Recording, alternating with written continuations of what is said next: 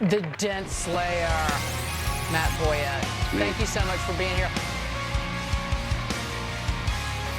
She's smooth, boy. She's smooth. Have you, since you've been a business owner, have you lost your phone? Thankfully, no. Okay. I don't know what I'd do. So listen to this. This is what happened. So we're getting in the minivan, leaving church on Sunday, and I realize I don't have my phone. And so I don't have any memory of having my phone the whole time we're at church. So I'm searching my bag, can't find it. Look all in the van, can't find it. And I'm like, oh my gosh. Go in church, can't find it. Nowhere. So I'm thinking I had to have left it at the house. But my wife Jen, she thinks she saw it in the van. So she's like, no, I think it's been here. So we can't find it. So I'm freaking out on the inside, but I'm trying to keep my composure. So I'm not yelling at anybody or freaking out on the outside because I'm trying to hold it all in. Yeah. But we get some food, get back to the house, and no phone. You don't have any kind of way to track it or It's find off. the location? It's Okay. off. Okay. I don't know why it's off. I didn't turn it off. So Jen, she just sees me stewing, right? Because she can read me because I'm just not saying anything to anybody. Yeah. So she's back in the van trying to find it so that we can move on with our life. But I'm inside thinking, okay, when does the Verizon store close? I'm going to have to go get a new phone. How am I going to transfer everything over?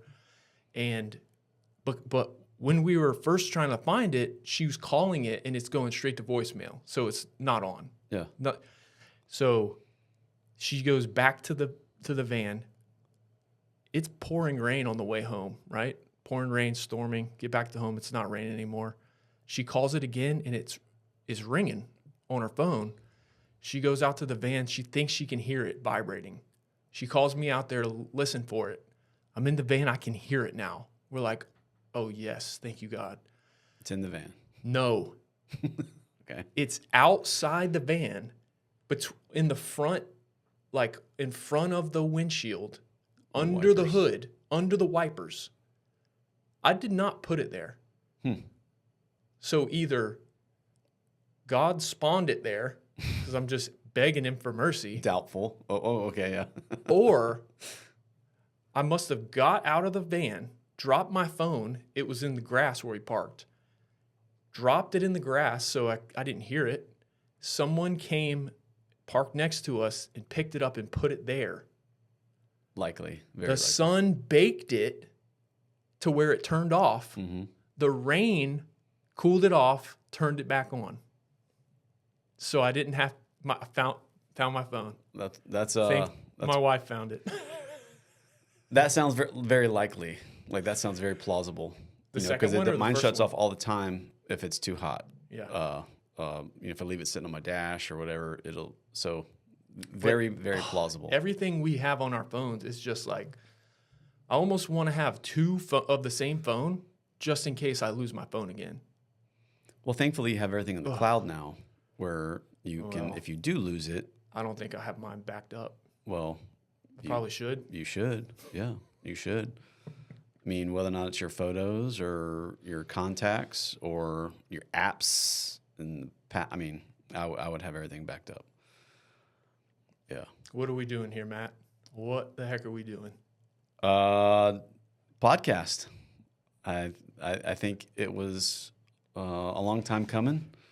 I've had this kind of on my brain to do the idea of doing one for a while, but we had so many things happening, with Dent Slayer Tools kind of in its origins somewhat, and then you stepping out and doing your business, it was not ideal time, but I think now your business is doing well and Dent Slayer Tools is kind of walking on its own. And I think it was for me the perfect time. I think it's a great time for where you're at in your life and your business and to kick this off. So this is officially Dent Slayer podcast episode 1. And we really wanted to spend this episode going through a little bit of James's story, a little bit of my story, so our guests can understand who we are, where we came from. You know, I do think we try to be transparent with our social medias, and to some degree, people get an idea of our character, you being silly or me being serious or whatever it is that people gather from our social medias. You can get a lot, but we definitely wanted to make sure people had a better understanding of, how you got here and how I got here, and also where we're going. I mean, we have a lot of, I think, plans or vision for what we're looking to do. And this is the ideal platform for people to get that information. So real quick, who are you in general? Like, what do you do in life? Like, real fast. What's your name? Matt Boyette. I am the owner, operator of All Out Paintless Dent Removal here in Jacksonville, Florida. That's my local paintless dent removal business. This is my 27th year doing that. I am also the owner of Dent Slayer Tools. So that is the tool brand that we do. We don't make the tools. Those are all made by a company called A1 Tools. They're out of Bolivar, Missouri. But we design and we market the tools here. We also have a little store here in the back we just opened up for local technicians. But, Dent Slayer Tools. And then at some point, we will probably branch off into training, which we already do some training because I do the local. If someone wants to come here and be trained in person here at my shop, whether or not it be beginner or advanced, we started doing Dent Slayer training also. Just trying to lean in on all angles of the business and the brand and the skill set that I've got. I mean, I've got 27 years invested in this trade, and I just really wanted to maximize and squeeze out every ounce of what I could get out of it and what I have to offer. I mean, I feel this is my calling in life. This is what I'm doing. I don't see me changing anytime soon. And so I'm just trying to lean into it and see where it takes me. And every day, every week it's a little different. I mean, I think at this point I have to hold back from what I want to do. I mean, and just make sure that it's what I want to do. Like the podcast, and we deliberated over this for a while before. I did not want to do a podcast. In theory, I wanted to do one at some point, but you really brought it to a head to where you're like, dude, we need to do a podcast and we need to start soon. But where I was, like, I went from pretty much an easy life working for a big PDR company to unexpectedly starting my own company, and my life got much more hectic. So I was not wanting to do this, but you were persistent. You convinced me. I think the thing that brought me over the edge is we hired some people to help us. Yes. So that I didn't get stuck editing this thing, which I do enough editing at this point. I mean, in full disclosure, this would not be nearly what it is, whether or not it's the social media or the Dent Slayer tools, without your editing and what you bring. Let's just say your piece of that, because that is not for everyone. I know that. I absolutely can't stand doing that. I would rather pull a fingernail out with pliers than have to edit on a Saturday. And so, I mean, we're very thankful for the piece that you bring to that. And I think that is the true art of it, really. I mean, anyone who could see the media that we've been doing or where we've come from, even just in a short time, and see the transition, you would have to accredit a big portion of that success to what that communicates through the editing. I mean, you and I know you put me in front of a camera, and that's, other than this venue, this one might be a little different, so we'll see. But, if I'm just talking about tools, it's Matt says, a lot more than you guys know. We should count one day how many. You should just make a little, like the clicker when they walk in the door. Click, click, click. Every I do, just to see. It's a lot. Because you got to edit, every is one you got to edit out. You don't get all of them. I know. Some of them make it through the filter. Some of them do. Yeah. I got to keep it a little bit real. Yeah. So, okay, in general, what can people expect from this podcast in the future? What are we doing here? Who are we talking to?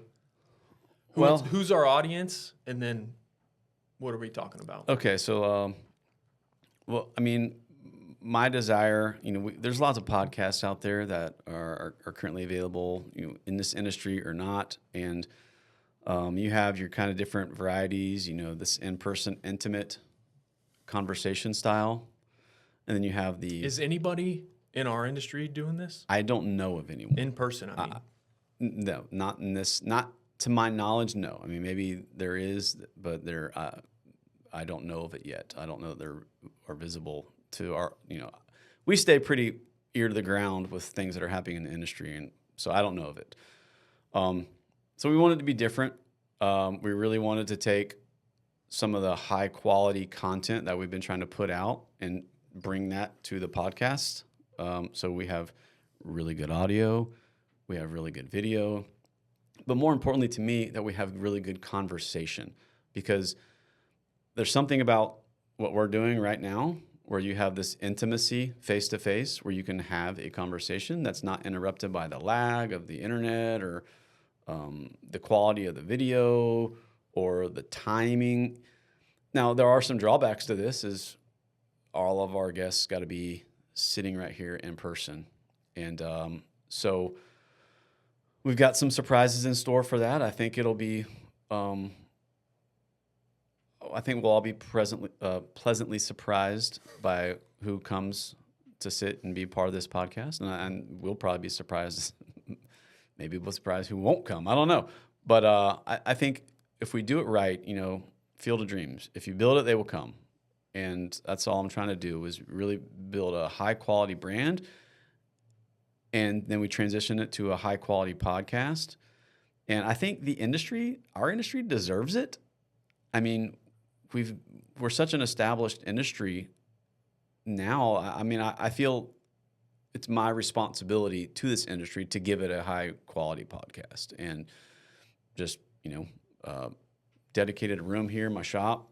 Not that the other podcasts aren't high quality, but there's only so much they can do if they're doing it remote. Yes, and that's what I was going to try to say is about the pros and the cons of it. Is the cons of this is that you got to be here in person, and so our guests are going to be limited by who has availability to come here and sit next to us in this setting. So that will be a lot more limited versus the versatility of having one,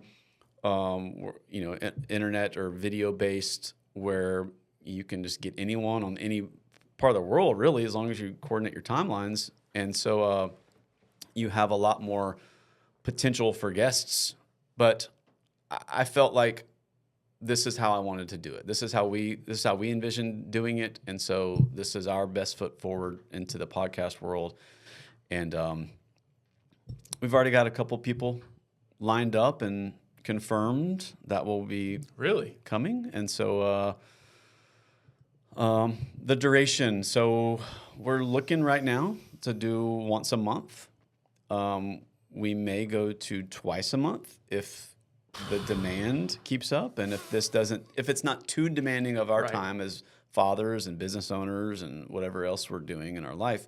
So, but we want it to be high quality content, high quality video, everything high quality, and really good guests, but more importantly, really good conversations. That's what I'm chasing out of this. That's why you brought me here.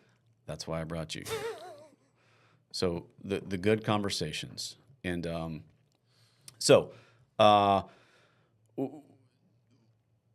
Slayer is a very niche brand. And we've, I believe, I hope most people who are in the PDR community are going to recognize this logo and understand, who we are and the brand. But So we want to collect guests or visitors who are inside of our niche, right? But we will potentially open it up to other interesting visitors who want to come who are maybe not in this niche, but who still have a great wealth of knowledge that could contribute to a good conversation that we could all learn from. That's ultimately the goal. Is a rising tide lifts all boats, and so the visitors or the people that we have come here, hopefully everybody, whether or not you're in the industry or not, can gain knowledge from it. We don't want to talk about glue tabs and dent tools all day. We want to talk about other meaningful things that can have as much as, if not more of an impact into our lives or our business that can move us forward. Yeah, especially in the line of business that we're in, whether or not other businesses we're dealing with or individuals, to buy our services, it's not a necessity, right? You got to have a certain level of success in life, a certain level of money, and a certain level of care about how your car looks to usually pay somebody to come or bring your car to somebody to fix a dent or a ding in there. So I feel like, especially for those reasons, what we do run into some really cool people, and I feel like I probably once a week meet somebody who I'm like, dude, I could talk to this guy for a long time. He could probably teach me a lot. Yeah, I mean, the clients have had walked through this door, they tell me who they are or what they're affiliated with, and it's like, oh my gosh. And I would imagine there's tons of other technicians who would say the same thing. Well, not it's a famous athlete or what a business owner, influencer, whatever it is. I think we all have similar stories of somebody who's walked through our door who would love to get their story, who would love to get, their insight into business or whatever that is. And so this is just a platform for good conversations. We definitely want to lean into our niche, which is paintless dent removal, but we don't want to limit it to that. That, to me, is important, that we're not just, putting up walls around what that is. We want to open and build bridges into other visitors who can come and give us their wisdom. So, yeah. What about you? How did you get here? Okay. So my name's James Richie. Yeah. My full name is Livingston James Gene Richie. Hold on, I gotta write that down. So start again. Livingston James Gene Richie. The third. /4 the 5th.com.org. It's the third, right?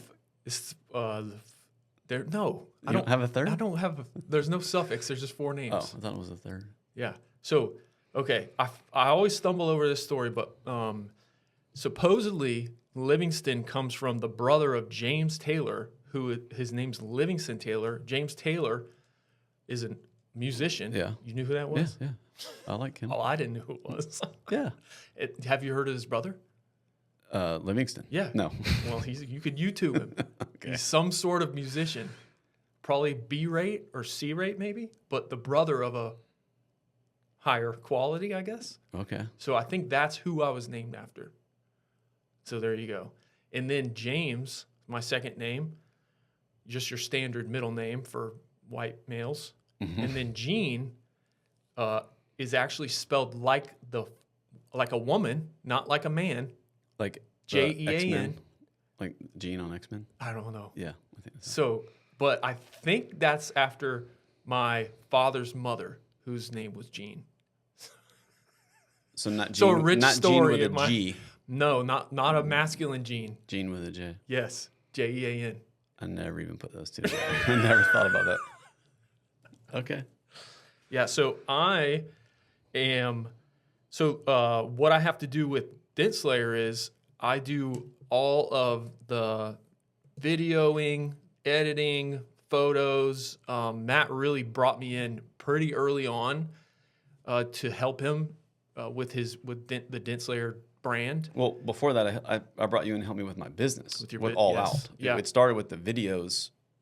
True. Most of the videos that I have, if they're worth anything, you did. I mean, other than Reels for the most part, any other videos, you did. So you started with All Out. Yeah. And that's really, you might have been because I was getting into video production before that, but I think you were one of my very first businesses that actually hired me to make them something at that point. Because you were doing, you wanted to get into wedding, or you did. Well, that was your original, I mean, right? So it's funny though, doing wedding videos and photos, that's kind of like the path people usually take, because that's where all the demand is for photo and video services, is in the wedding industry.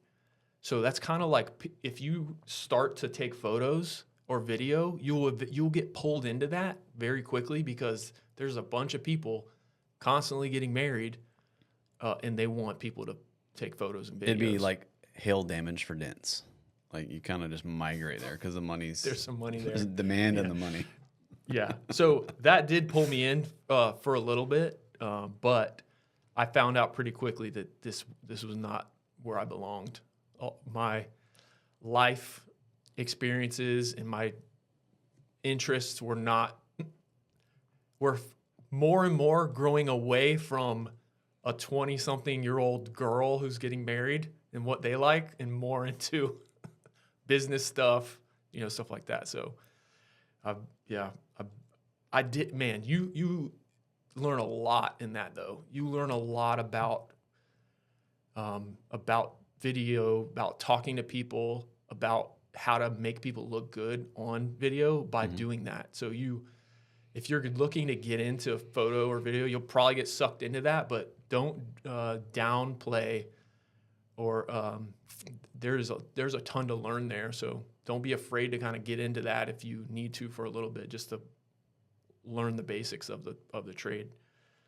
So that's kind of what I do with the Dent Slayer brand. So at some point, at the beginning, Matt was paying me to just, here, piecework. I want you to do this. Here, I'll pay you, blah, blah. Eventually, we were like, hey, let's like... That got expensive. You're like, okay, I'll just dedicate basically most of my creative time to Dent Slayer and just make me part of it, and then we'll just grow it together. And so that's where we're at now. Yeah. And again, it was I think the necessary missing component. Yeah. Like, I mean, Gary Vee, you shared with me the quote that, in this day and age, in 2024, your first responsibility as a business owner is social media content. And then whatever you do other would be second to that. So, but you should be in the social media space, whether or not it's, Instagram or whatever it is. I mean, you can scale that as big as you want it to be, but you have to have some type of presence, right, in social media. I mean, or you're just asking to be irrelevant, right? And so you got to stay relevant. Social media is just, it demands that now of a business. And it's where people's attention are. It's where people's attention. How people find you. I mean, like, right.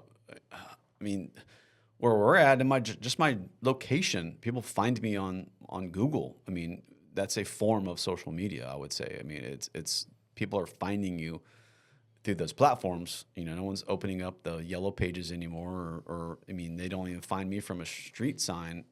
I'm tucked away, and so you have to play in those spaces in order to continue playing, in my opinion. And so, Dent Slayer tools, we've really tried to be good at that and just put the same kind of quality of the video into what we want to do with the tools. And we thought it was worthy of that.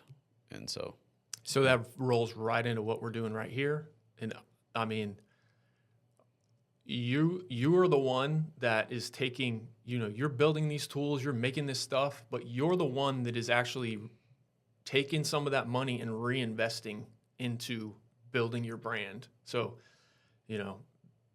hats off to you for doing that. You're the one with the vision to see that that's something that you can invest in, because really not many people are. And there's people doing it outside of our industry, but really there is very few people in our industry reinvesting some of that profit that they're making on whatever they're doing into building their brand through this type of thing. So, and this is part of it too, doing this podcast.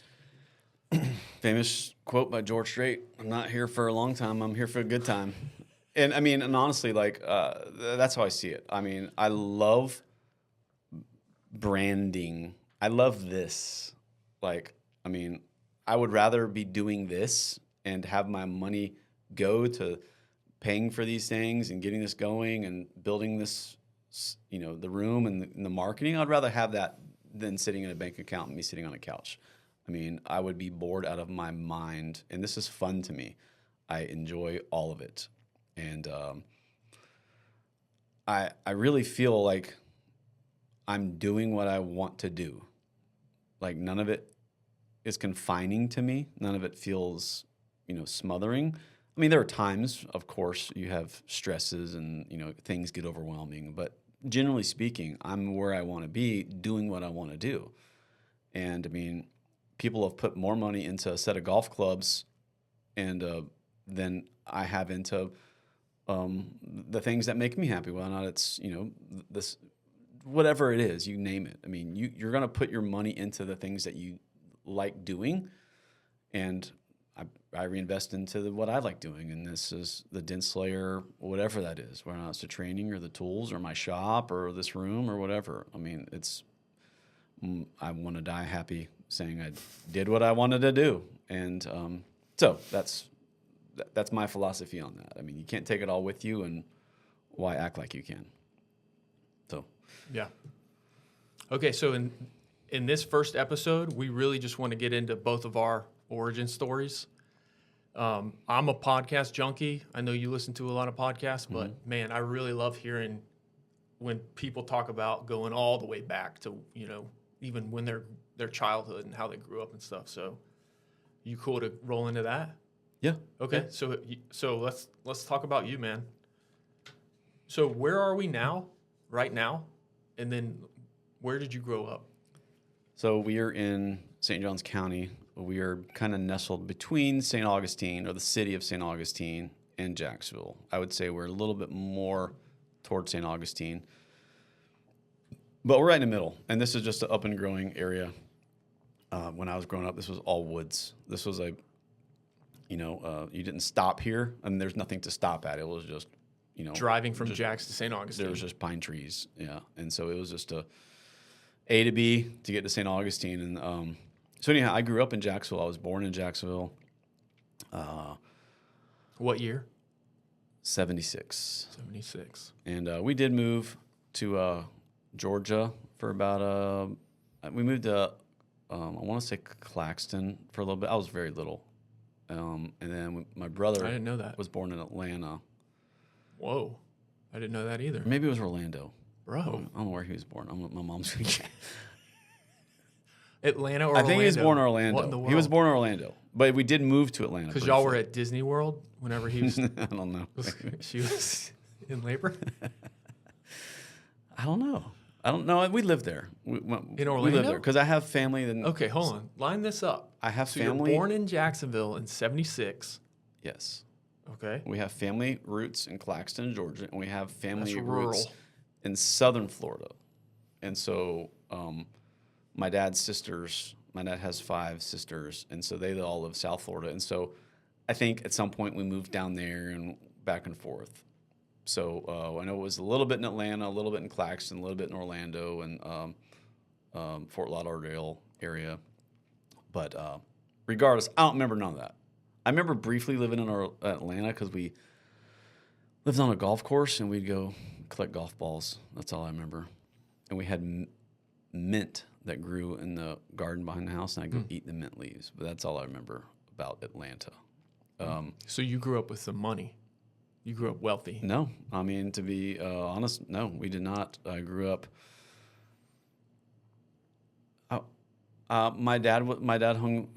He was in construction, so he hung drywall. He did metal framing, acoustical ceilings. He worked for companies, and then at some point he got his own business, and then he went back to working for companies, and that's very highly competitive.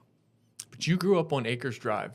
I grew up on Acres Drive. Yeah. So that's not. I was joking when I said he grew up wealthy, because he grew like the neighborhood's very blue collar. Yeah, yeah, Yeah. I mean, it's bad now, but when I It's grew not up there, bad. it was better then. Yeah. But It's not bad. my mom worked for. She was a assistant school teacher for a little bit, and then she went to work for Johnson and Johnson. She was a sales rep, or what do they call it? Customer service for when doctors would order contact lenses. They ordered through her, and so she started working. So she wasn't at home like during the day when you were growing up? No, not originally. Okay. She worked at the call center, and then at some point she moved to remote, where she could work from home when computers started taking off and all that. So she was able to work remote from her home. Okay. And so they did that. I mean, for as long as I can remember, and So it was a good childhood? it was a great childhood. Now I do think, I mean, we didn't have the most money, but looking back, what the lessons that you learn from those types of environments is to be resourceful, right? Like, so whether or not it's making clothes or my dad making toys for us or making things, when you don't have, and you have to result to being resourceful or creative, those are great environments. You know, necessity is the mother of invention. And so when you can't go buy it, or you don't have the money to go buy it, and you need to make it or build it, those are perfect environments for those things to come up. And so, yeah, my dad was very creative, and he could build anything. My mother is very much the same.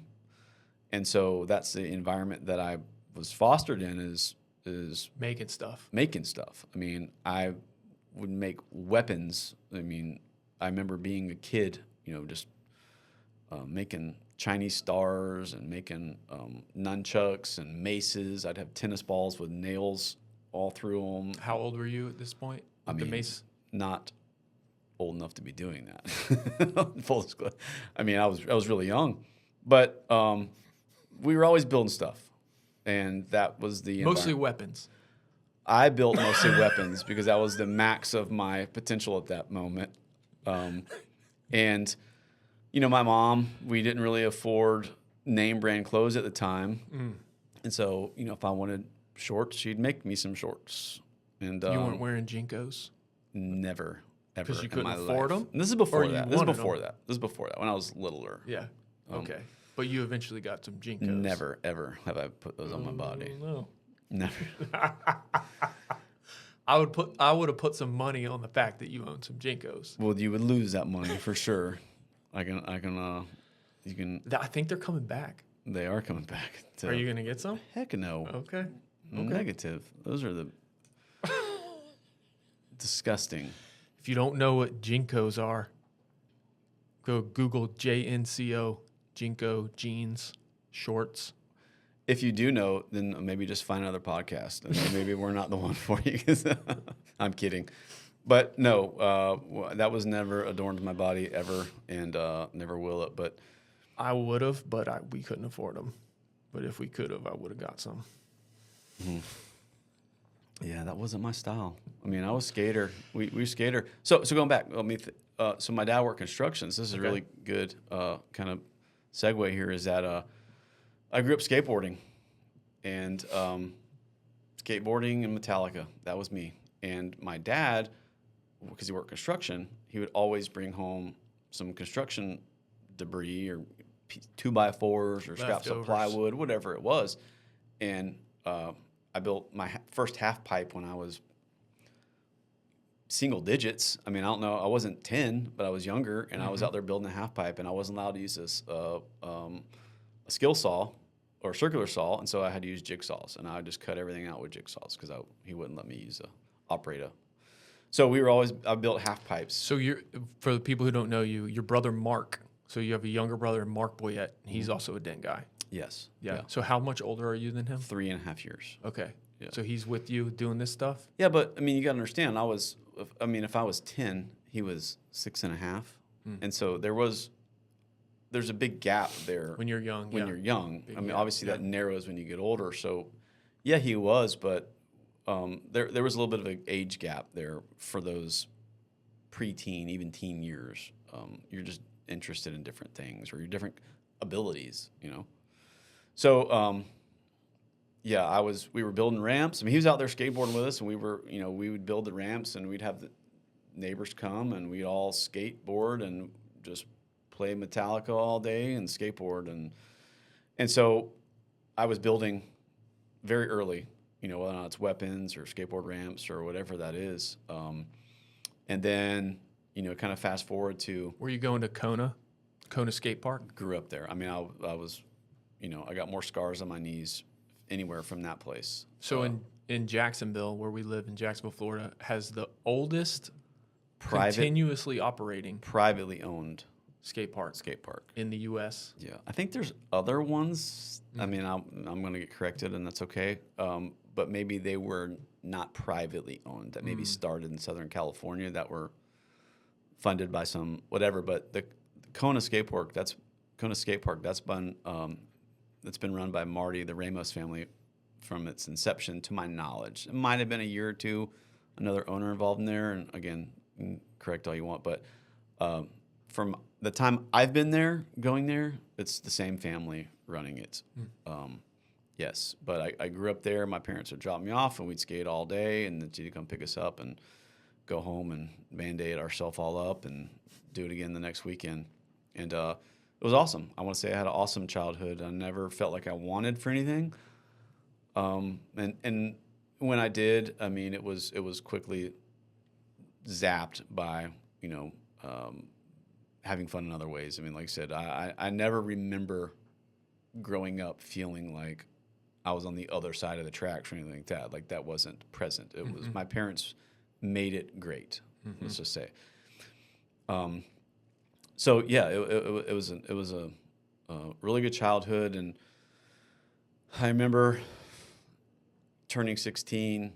You know, the whole vehicle discussion came up. What kind of car am I going to get? And I remember I wanted I want to say at the time it was a Jeep Cherokee, and boxy, and I remember my dad was like, he just laughed when I said that, and I was like, no, you're not getting that. And so my first car was a Volkswagen Bug, and it did not run, and I had to work on it. And my neighbor, who was one of my best friends growing up, his name was Wade. He was the same age as me, and he inherited a Volkswagen Bug from his grandparents. And so he got this Bug, and he went down the Volkswagen rabbit hole of building it and customizing it. And so then when I turned 16, I got my Bug, and he lived literally across the street from me, and so we were just working on our cars. And that turned into other... How long did it take to get that thing running? Not long, but I mean, it was always broke down. I mean, it was those things. That's just part of the deal. That's part of the deal. I mean, you're always push starting this thing. But that's just like how I enjoy doing this. That's what we enjoy doing. I mean, it wasn't about driving it and everything being great. It was about, oh, we got to figure it out. This just broke. How do we figure this? How do we replace it? And we didn't have any money. I mean, we didn't have display, and there wasn't a lot of... You didn't have a job at this point? I did. I bagged groceries at Winn-Dixie, a grocery store here. Yep. But, I mean, Volkswagen parts were rare and not readily available and mass-produced like they are now. And so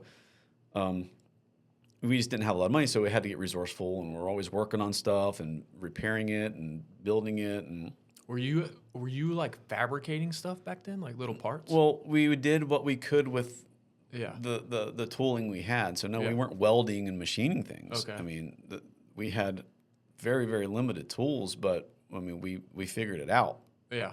And cutting and bending and whatever we could do, and we did it. And so we started working on our Volkswagen Bugs, and then that turned into other friends getting Bugs, and at some point we had a Volkswagen Club. It was called Beaches Air Cooled, and it was just Volkswagen owners locally, and mostly all of our friends. And instead of going out partying, which we did our fair share of that. But a lot of times it was just hanging out, working on our Volkswagens. And Friday nights or weekends, we would just playing with our Volkswagens and swapping parts and building. Is that how you met Shane Hood? Was through the Volkswagen Club? No, Shane did not have any Volkswagens back then. Whoa. He was a Toyota. He was a Toyota guy, Toyota truck. So, Okay. But I did meet Shane through Volkswagen because I had one of my Volkswagens was a Baja Bug. So Shane is he's a local Dent guy Yeah, in Shane. Jacksonville, longtime friend of Matt and then me. And he was the first person we knew to get into PDR. Yes. But just a brief on who that is. Yeah, we'll go into him. We'll go into him shortly. But I met him because I had a Baja Bug. You know, it was basically a Bug with no Big rear tires fenders on the on back? it, 31-inch Super Swamper Thornbirds, and So I'm not a Volkswagen guy. Like, did they sell them as a Baja Bug? no, Or everything is customized. It's okay. fiberglass. kits. somebody came up with calling it that. Okay. And so you take off the fenders and you put on these fiberglass kits and jack it up, and those things go new. So we had some sand dunes, and one of my friends from high school Regency Square sand dunes. and Corporate Square. Corporate Square. One of my friends from high school had a Toyota pickup truck, and he knew Shane because Shane had Toyota pickups, and they would always go in the sand dunes and four-wheel drive and pull John boats behind it with tow ropes and In the sand in dune? the sand. It was pretty fun. So he says, "Hey, you want to go with me?" Was that a thing? It was a thing. Yeah, it was just having. To pull the just boat? 16, 17-year-old kids having Yeah. fun, like with what you got. You know, some stuff. Would pulling us- people get in the boat? Yes. No way. Yeah, you build a. You'd No, find a. no trailer? Just pulling Just the boat pull the on the boat. sand. No trailer. You'd find like a Oh my dirt gosh. pile, and you could drive the truck around the pile and then speed up and then pull the boat over it, and the boat would kind of jump it, and it was pretty fun. So I met Shane out at the sand dunes In the back of a boat. because he had Toyota truck, and my friend introduced us who had a truck, and I had my Volkswagen Bug, and so I met him literally in the sand dunes, him and his brother, and that started Shane and our relationship, and we started hanging out, and he was in the skateboard. So Shane wore Jinkos. I mean, he probably wore every pair of them. I mean, he had so many Jinkos that it was, you know, He had a closet full? closets full.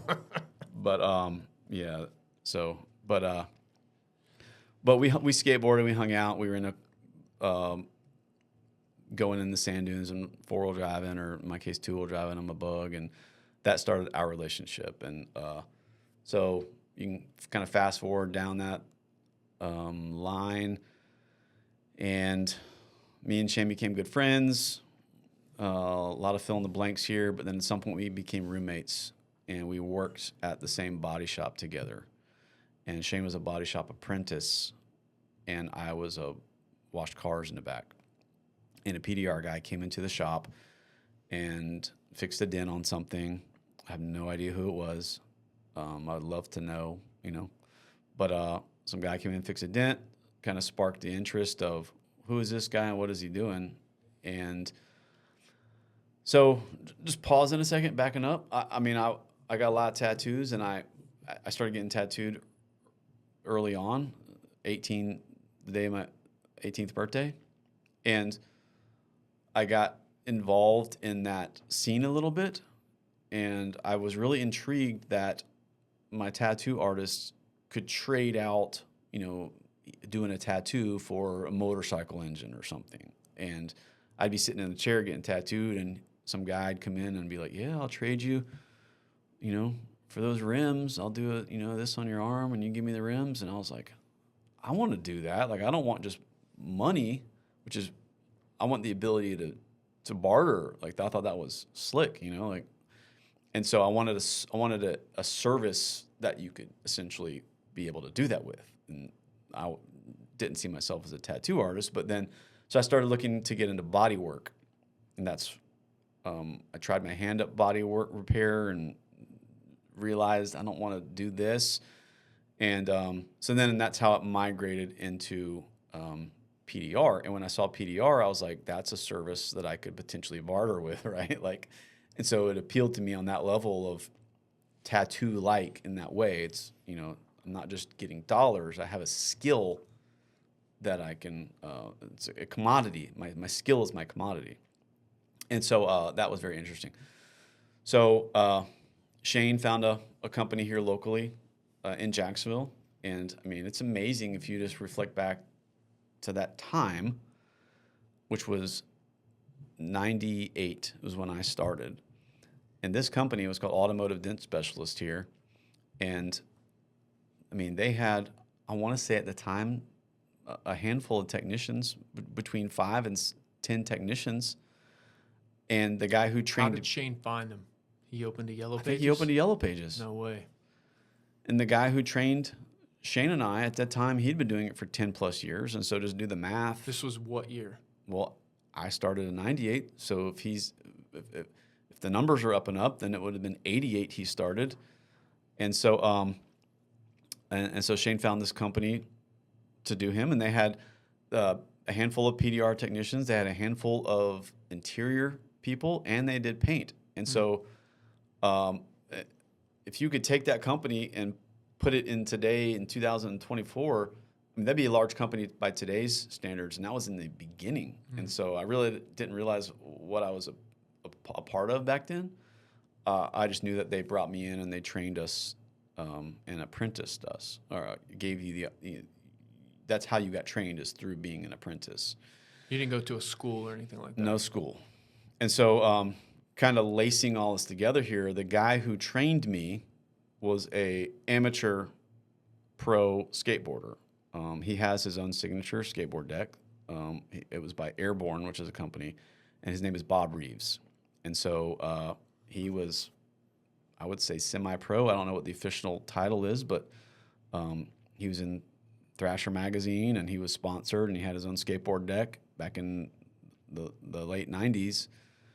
And he was actually in Free Fallin', the Tom Petty music video. If you watch that video, there's a guy airing a vert ramp in there, and that's him.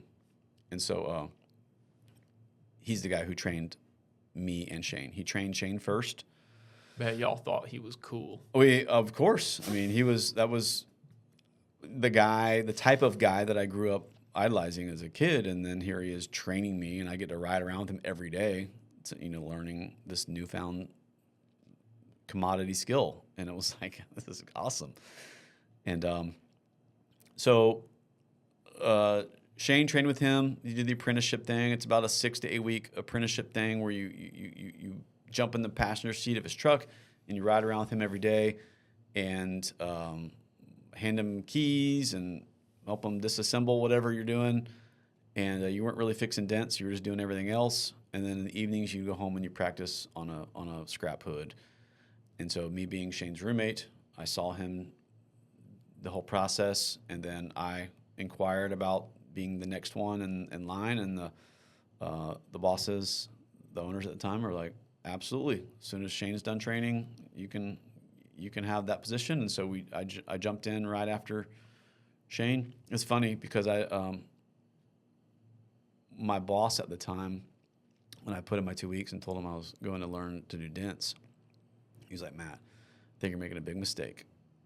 Like, there's no history. There's no future in this. Like, this is the body shop. It's a dead-end path for you. I really think you need to stick with what you're doing here. And I would encourage you to stay. And I'm like, nah. And I don't know if you know me, but I mean, people who do know me know that I have no problem putting my toes on the edge and jumping pretty quick. Like, I don't have to think a lot. I'm pretty reactive or impulsive. And sometimes I jump without looking at how deep it is. And so I'm not reserved in that way. And I'm not saying that can be a liability, right? But in this sense, it was an asset, and I'm glad I did. I'm glad I just jumped, and I didn't think about it, and I didn't pause. I jumped, quit. I was young. I could afford it at the time. As far as if it was a failed opportunity, then it was worth it. How old were you? 76. So it would have been 98? 98. Mm-hmm. So 21, 22. Okay. Yeah. So I did it, and never looked back. And I went from, I mean, I won't go over the exact numbers, but I doubled my income immediately from what I was doing, and I cut my hours about half. So it was like most of our days. So was that body shop manager, he just thought paintless dent removal was a fad, or it wasn't going to be a long-term situation? So I had quit the body shop, and I went to work to do fire sprinklers. Okay. So at that, I had already quit the body shop and was doing fire sprinkler installation, and that was the company who told me not to do that. Yeah. So yeah, and I'm glad I made that move. I'm glad I didn't think about it too long, and we went from, I was saying the story is I went from working long hours to we go hang out and walk around the mall. We go fix a few dents, go to your dealership, and then you go walk around the mall and hang out and go to Kona and skateboard, and like my hours were really short. And so I didn't really take What were your hours about? It was whatever you wanted. I mean, you know, if But it rained, oh, we're off today, you know, whatever, or, you know. I remember in the early days of me working for Dent Wizard, you guys were Dent Wizard guys. I remember it raining and people going to the movies. I remember that was a thing. I mean, it's raining, we're going to the movies. Well, you had freedom to do what you wanted to do, and our bosses gave us that freedom. Yeah. To make it as long as you handled your accounts. I mean, your money. You went from we were commission, right? So you earn what you make. And if you want to make more, you go earn more. And if you don't, then they're not necessarily costing them per se. I mean, I'm sure there is some, but like it was negligible. But we were goofing around right in the beginning stages, and I wasn't taking it seriously. And then I met my wife, and you know, life became serious, and so then I had to take my job more serious. It's like, okay, I'm not just responsible for myself anymore. I have others I'm accountable for. You know, a wife, and then we had kids early on. And so then there was this transition from me goofing around with what I'm doing and this newfound skill set to I really need to lean into this and make more of this than just what I've been doing with it. Be responsible with what I've been given. So the first 5 years was goofing around, really. I mean, I would say give or take 4 or 5 years. And then it was just this, oh crap, I need to really not let this opportunity slip through my hands and maximize it. And so, was that just your life situation that brought that on, or was there something that happened? Well, Dent Wizard came in 2000. That was when, you know, in the early days with Dent Wizard, they were all franchised out. And at some point, Dent Wizard said, hey, we want to rebuy all these franchises again. And they started acquiring all the franchises they had sold out. And then they also started doing acquisitions for other good competing businesses that they thought were of value. And so they came in and they bought the company that I work for. I remember showing up one day and told us to all be at the office. And you walked in this closed door office, and all the other technicians were sitting there, and no one knew what was going on. And one by one, they brought us in and told us the deal. And you got a 2-year non-compete. If you walk out of those doors today, you can't work in Jacksonville for 2 more years until you go through your contract. And so if you sign today, you have a job, and I'll give you this cash bonus for signing today. And if you choose not to, you had the liberty to do that. But you remember what that bonus was? $1,500. Ooh, cash on the table? Yeah, I'm 21. I'm like, I mean, dollars stacked. This wasn't like I'm going to write you a check. It was a check. It was okay. a cash. No, I wish. It's not as exciting. It's not. If they would have pulled out 1,000 cash, yeah, that would have been. Y'all would have been of course. But, this is a newfound skill for me. I didn't want to walk away from it. I was exciting and fun. I really enjoyed it, and and so I was like, no, of course I'm going to do it. I was really fearful of what I didn't know Dent Wizard. I did know Dent Wizard, actually. They were a competitor of mine. And from what I knew of them, I hated them not because of them as a company, but because of the technicians that they had in my area. They were just not what we were, in my opinion. And we always beat them accounts or whatever that was. I felt like, but so I was like, I'm not going to work for Dent Wizard. That's like a, Selling out. lousy company. Like, but much to my surprise, after that buyout, Dent Wizard was a really good company to work for. I would attribute that to a couple specific individual people. One, Jeff Byerly at the time. So after they bought us out, they had to kind of onboard us onto the program and make sure our skill sets were up to par. And Jeff Byerly came in here. He's out of North or South Carolina. I don't know exactly, some of that region. He's an old school Dent Wizard guy. I never met him. He came in and he made sure our skill sets were up to speed, and he helped me run my route and showed me better techniques and how to get through cars and how to disassemble cars, and totally just upped my skill immediately out of the gate, from my slacking hanging out at the mall to, oh crap, this guy's pulling a headliner down. I've never done that. Like, oh my, what are we doing? This is new territory. Yeah. And so he brought that. And then I remember Garrett Griffith was another instrumental person. He's still with Dent Wizard today, to my knowledge. And he had this meeting and he evaluated our numbers. And I won't go over the exact numbers, but he looked at my numbers. He's like, "What are you doing a month? What are you doing per month?" And I was like, "I'm doing X a month." And I was very proud of those numbers, And he was like, What if I told you I wanted to get you here?" I'm like, never gonna happen. That's unrealistic numbers. Like, that's not. I know what I'm doing and what I can do and how much I can do a day, and you're crazy. I'm never gonna get those numbers.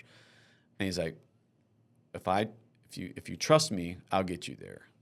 Do you trust me? And I was like, bro, I will trust you as much as possible, but I think you're crazy. But I will lean into this hardcore if that's what you want. He says, trust me, and I'll get you there. And that first month, I exceeded those numbers that he told me that I would get. And so at that point, I'm like, okay, I'm bought in. With your same customers that you had? I don't remember. Yeah. But whether or not it's getting more out of those customers and not walking past stuff or knowing what we could fix or what, he just helped me navigate that from either Jeff was a tech. Garrett was never a tech, but he'd been around long enough. He knew, bro, that we're fixing this, and I'll help you take this headliner down to show you. I can't fix it, but I know you can fix it. Let's go. So between those two guys, they really just gave me that other gear that I never had with automotive dent specialists. And at that point, was it because were they so effective at helping you because they were willing to like be there in the trenches with you? Like, what was it about sweat equity that they were getting out there you? And they were ripping out headliners and showing me how to fix dents in cars, and they put the money where their mouth is or whatever, and they came out there and they got sweaty with me. And those two managers specifically, there's a couple other ones, but those two got the most dirty with me, let's just say. And they had probably the biggest impression. Maybe it was the timing, you could say that, but those had the biggest impact for me early on. But they fully bought me into Dent Wizard, right? Like, that was, at that point, I was like, okay, I get it. I took it seriously. And then the next guy I would say is Dave Sanders, because after they onboarded me, they wanted us to go to training to make sure we were. Really, it was just the formalities of the contract and all those things I know now, but they wanted to make sure we could fix dents. And funny story, we go to St. Louis and we're there for training, and I was with Ken Blend, who is Scott Blend's brother, and Ken Blend was in charge of making sure we were up to speed, because Dent Wizard in the early days had these huge PDR classes. They were just puppy mills for technicians, and they were just spitting out technicians. And so, about how many you think? I want to say classes of 30 or more. Your brother had a big class. My brother was in a big class, and that was in 01. And so, there was tons of technicians going through these doors, and so they couldn't put us in a class because there were already ongoing classes. And so they brought us in, and they just said, hey, Ken, take these 2 guys and make sure their So skills. who did you go with up there? I went with Shane. Okay. And so they send me and Shane to St. Louis, and they put us with Ken. I don't know. I don't think Ken is a technician, but he's been around it. Again, he knows. He can tell you enough. He can't you put a tool in his hand. He can't do it, but I think he can tell you enough what to do. And so they put us with Ken, and we were just fixing the small little dents. And I'm like, bro, I can do this stuff. You bought my company because we can do this. Like you bought us. Obviously, we can fix these dents. Like, we're playing around here. Like, I heard Dent Wizard the best, and I want to see. Like, and he's like, hold on. And so he goes and gets Dave Sanders, right? And so that was my first introduction to Dave Sanders, and he came in like Kramer. He's a wild man. He came in like Kramer. He Yeah. walks in Jerry's office or his apartment. That's how Dave Sanders came in, and he came in and just crazy, and I'm like, Ken's like, tell him what you said. I'm like, I heard you guys can fix big dents, and I haven't seen anybody fix any big dents around here. And he just basically said, hold my beer, so to speak. And the nearest car next to him, he just got his knee and just rammed it into this fender. It was like a silhouette van, and it was this front fender. And he just knees this thing as hard as he can. And when he does, big old chip of paint comes flying off and lands on the ground. And me and Shane are like, oh my gosh, what is this? And then he just starts looking for the nearest tool around him. Like, it was totally savage, right? And he just grabs this tool, and he just gets his fender liner and just mashes it out of the way, and he rams his tool up, and he just starts. If you've been around Dave, you fully have a visual of what I'm talking about. Yeah. And he's just monkeying this dent out. And me and Shane are just like, oh my gosh, what is happening here? And Dave is a sweater. And he just pouring puddles of sweat on the floor, and then he developed the blood blisters on his hands instantly, or he had them and they started popping, one of the two. No. And he's pouring blood, and he's pouring sweat, and there's dents and there's paint chips, and me and Shane are like, oh my gosh, like, what is this? And he's just wrenching this fender, and he's got this dent face. Everyone's got a dent face, and he had this one, and it's a classic dent face. I wish I had a picture of it. I'd frame it because it's the best one ever that I remember. He's got the tongue halfway hanging out, and he looks like Popeye, and he got a squint, and he's just... And so it was like, okay, we get it. You can fix big dents. And he's just going after this thing. And then he became our instant favorite dude there. And he was very likable, very real. And so... But he's not the typical Dent Wizard guy. No, he's not. He is the anti-typical Dent Wizard guy. And he had a long shelf life at Dent Wizard, but they eventually couldn't keep him around because he's not the corporate picture of what they want. Right. And there's context, this. And he's very raw and edgy and real. He wears his emotions on the sleeve, and he's what you get. And so we got him full in all his glory, and we were like, I get it. And so then we kind of formed this little relationship with Dave and this respect. And it's like, that guy, that's, so between Jeff Byerly and Garrett Griffith and Dave, these were guys who didn't just tell us, they showed us. And it got this instant respect. And so then, you go through the ranks with Dent Wizard from the different trainings that they have and the different things that they, want to pour into you as a technician. And it was good. And the early days with Dent Wizard were awesome. And I think we're over an hour. Okay. So I'm cool to keep going. Yeah. Just so you know. Okay. I know you look like you lost track of time a while ago. Well, I mean, that's the organic conversation that we're trying to pursue, right? So, but yeah, that was my history with Dent Wizard in the beginning stages, or the origin of it. I have obviously I was with Dent Wizard for 21 years, and so there's a lot more that we can unpack in later episodes. But that was my introduction, and it was really good.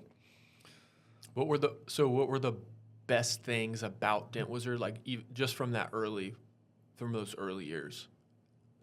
What was Dent Wizard really good at that the other company wasn't? Well, I would say the culture was good then, as opposed to the automotive dent specialist, because even though it was a small company, we were all separate. Like I barely even knew some of the other guys that worked with us. Like you didn't see each other except maybe getting your paycheck on a Friday. So I think Dent Wizard had a cool culture in the beginning. They had more support, I would say.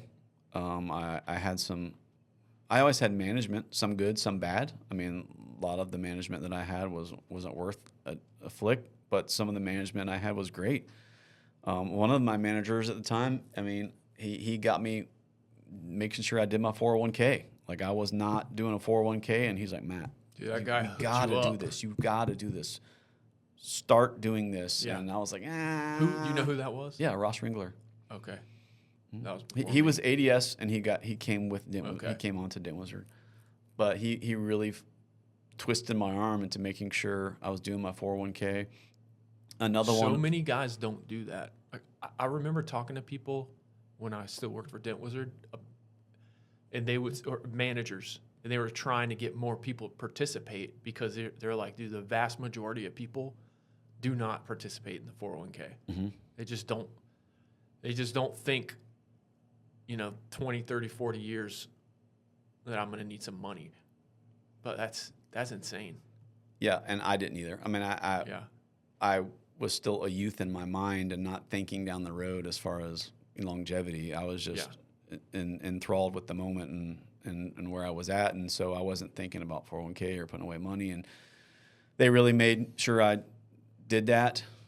And if your company has a 401k, make sure that you're participating in that. Yes, yeah. I look back on that and I'm like, if you just do that, if there's some kind of match and you just do that, and you have it invested in something easy, you're gonna be multi-millionaire probably. At least $1 million. That 50% of 6%. That was Dent Wizard's corporate match, and I maxed it every. I tried to maximize it all the time. But yeah, I mean, you can say what you want about Dent Wizard, and I'm sure everyone has their own stories about good or bad, and I'm sure they're all true on some level. And but mine was, for the most part, it was good. I mean, there's a lot of bad things that come with a corporate run company, and that's just the nature of the evolution of a business, I think, or that's just where it goes. But the early days for Dent Wizard for me were great and very impactful, from a personal, from a technician, from a 401k. Like there was a lot of things that I'm glad. I'm 100%. It gave me a direction, I would say, better direction. They were squared away. Definitely. In a bunch of aspects of running a business and life. Like they had a good template that if you just follow their system, you're going to come out doing pretty good. Yeah. Okay, so at some point, you're in Jax with Dent Wizard for a while, and then you decide that you're going to go chase hail. Yeah, so I would just, I just got sick of eating the sandwich at the same place every Tuesday or whatever that was. You drive past the same dealers. It's the same, and I wasn't feeling challenged anymore. Like I kind of hit this stride of I'm fixing as many dents as possible in a day given my setting. I can't do any more. And someone who's commission driven, like you always want to do more. And I felt like there's not enough hours in the day, and I'm exceeding my capacity. You're hitting your head on the ceiling. Given my situation, yes. Yeah. And so I just needed this another gear, so Dent Wizard has a hail side, and they're separate division really. I mean, separate management, separate budgets, and everything, and so I had to basically transition to the hail side. And I had a different manager, and everything was different. Same shirt, but and so I transitioned to the Hail team in 2013. Same shirt, different day. I quit. So 98 to 2012, right? Yeah, 2012. I worked route here in Jacksonville, just local dealership stuff. We never had any retail work really. It was just dealership, rental dealership. And then 2013, I transitioned to the Hail team and just went right in the deep end and went to Atlanta. That was the first storm that year, and it was pretty bad damage. And my brother went there. Me and my brother were partners, and Will Garcia was another friend of ours. And we went straight to Atlanta and got thrown in the deep end at a Abra body shop and fixing bad damage. And it's a sink or swim. I mean, you fix the damage or you don't. And if you don't, then you're not going to last in that shop. I mean, they have, quotas and time restraints that you have to get it done in, and you got to figure it out. And so we did that, started that in Atlanta, and then we ended up, How many of y'all were in that shop, that first shop? there was like 8 to 10 of between corporate technicians and independent technicians. I want to say there was about 8 or 10 of us in there.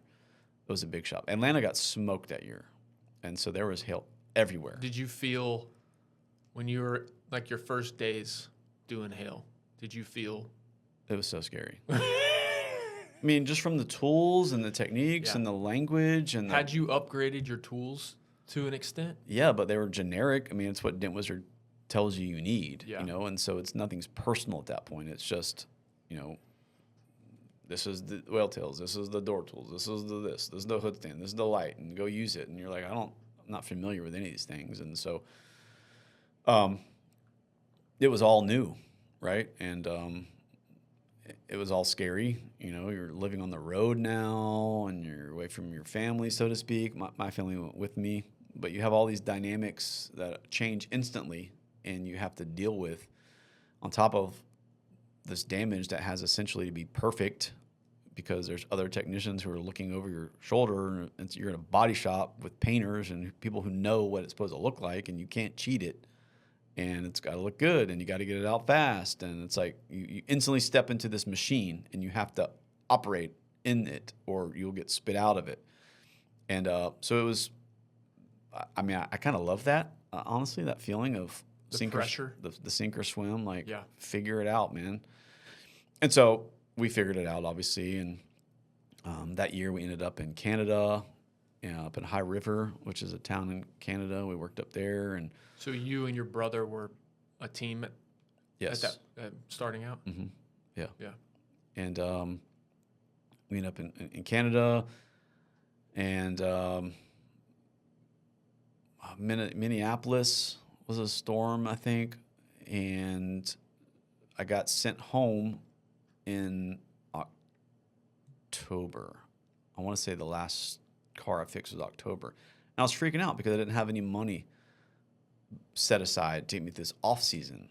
And I'm like, oh my gosh, how am I going to make it into... Is that because the season wasn't that good, or were you not saving like you should have, or like what was... Well, no, the season was good, but I hadn't built a surplus yet to be able to float you. To float me. Yeah. Like So you just didn't, you weren't making enough to offset. yet to, yeah.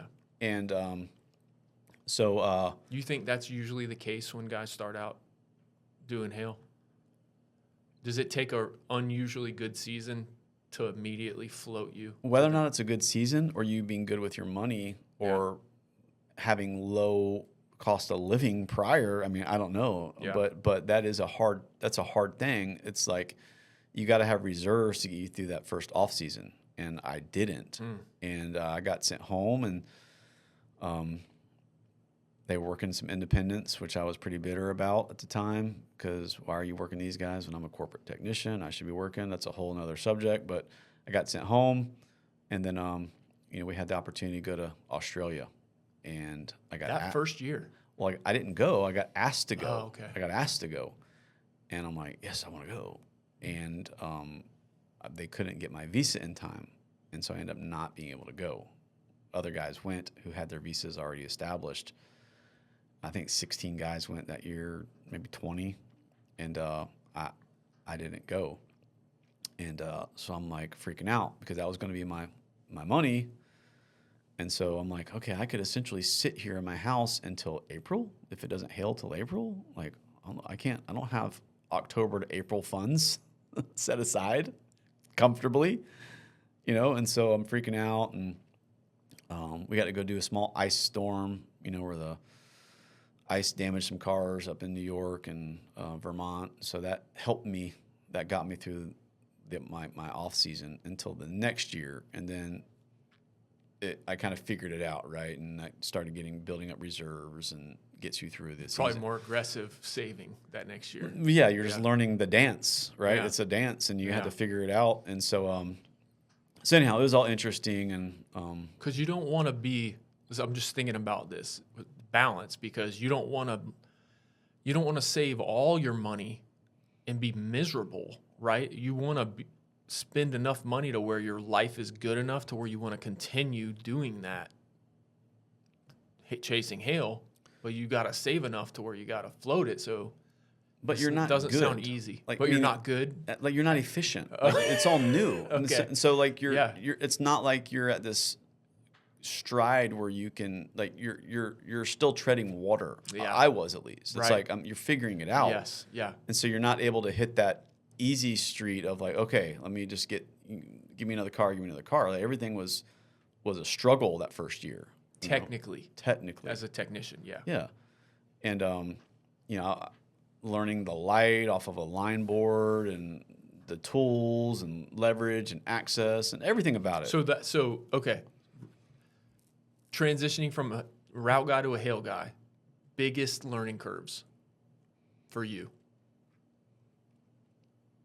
Well, for me, technically, it was not life-wise, but just technically. the reflection part of things. I never used a light. I used to laugh at the guys who ran lights because they'd bring out extension cords and full-size 4-foot shop fixture, lights back in the day.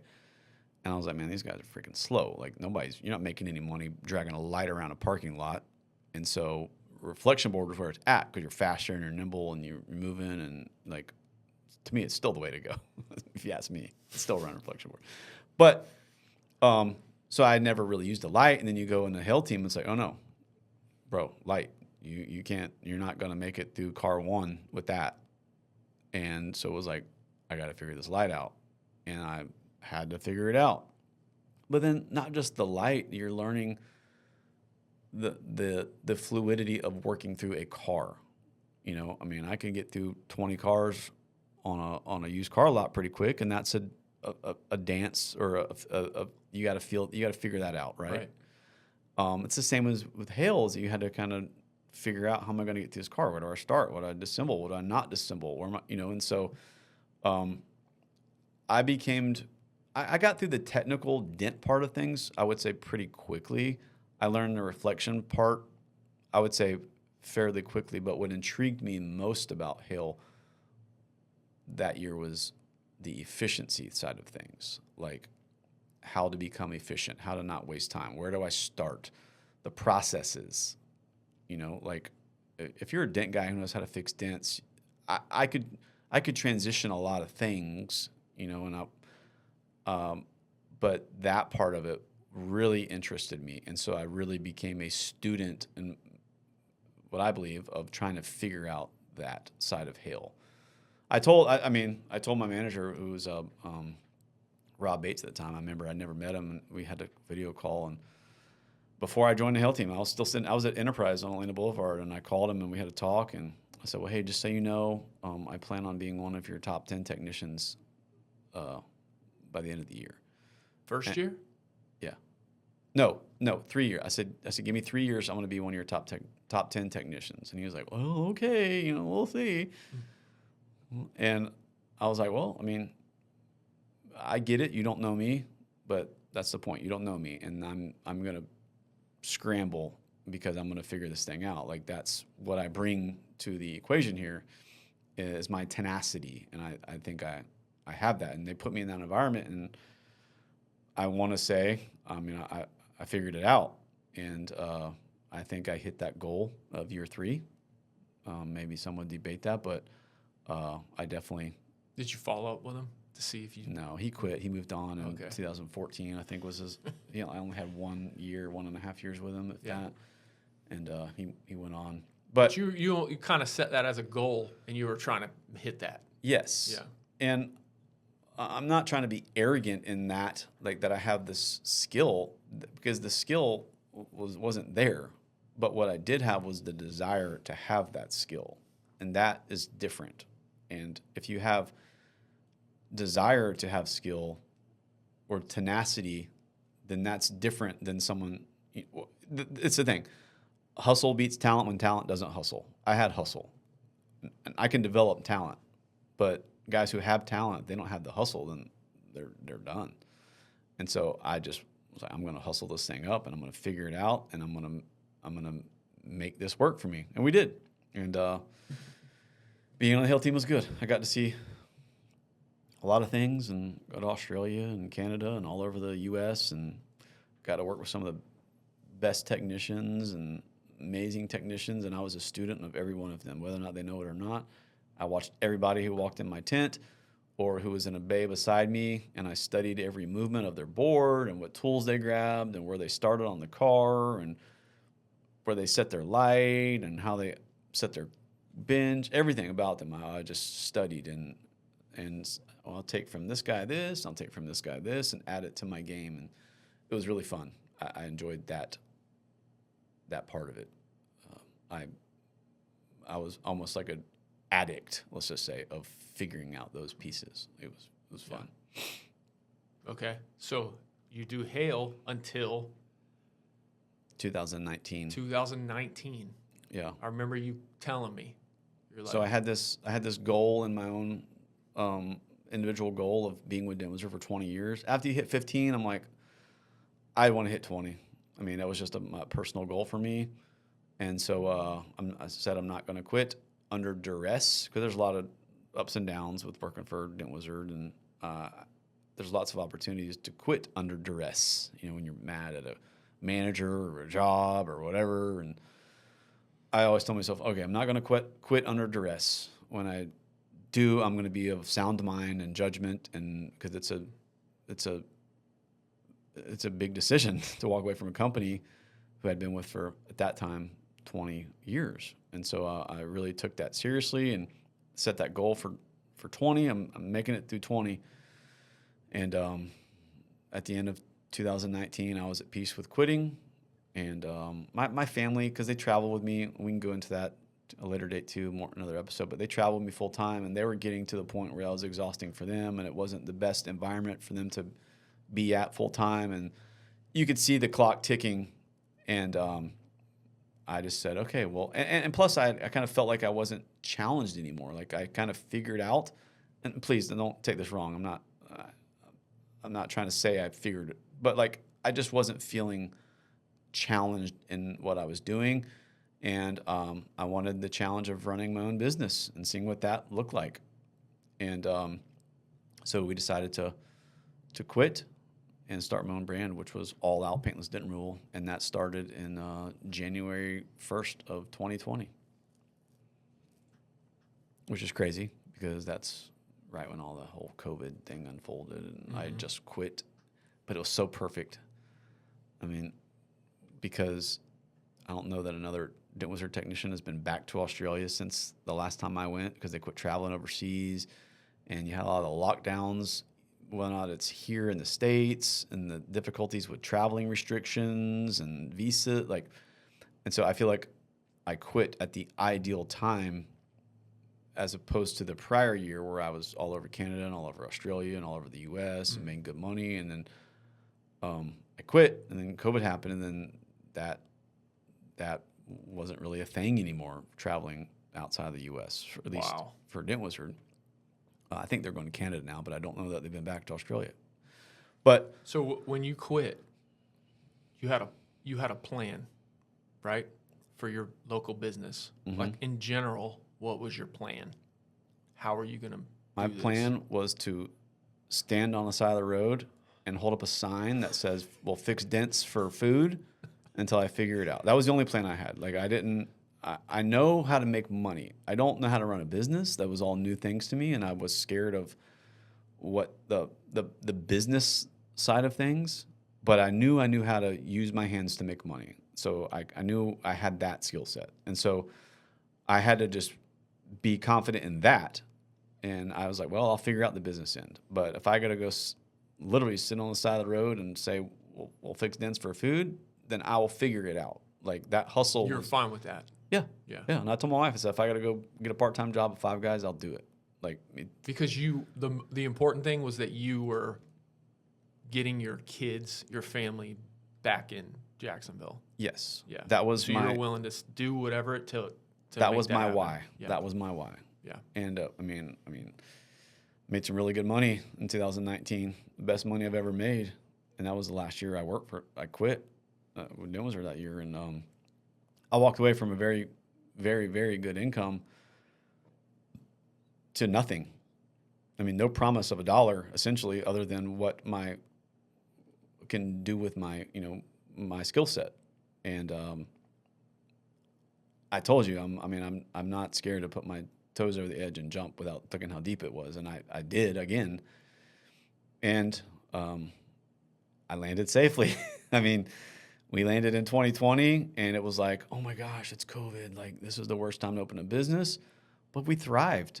I literally thrived here. And it was, there was a lot of volatility, and parts of the country, I get it, might not have been as conducive. But here in Florida, I thrived. And this is just a rabbit trail, but I was at Disney World in Orlando whenever COVID was like a thing. I think we were there the day before they closed it. And I remember being in line on Splash Mountain and them, you're kind of aware of like, oh, there's this thing called whatever. And they had an employee, you know how they have the rails kind of separating the in and out line? mm-hmm. They had an employee who was in charge of about 100 foot of rail that 1,000 people along that line have their hand on. And he had a spray bottle and a rag. And he was just walking up that thing and down it. And it probably took him about 5 minutes. And I'm like, what is this idiot doing? Like he's not, there's no prevention of disease right now.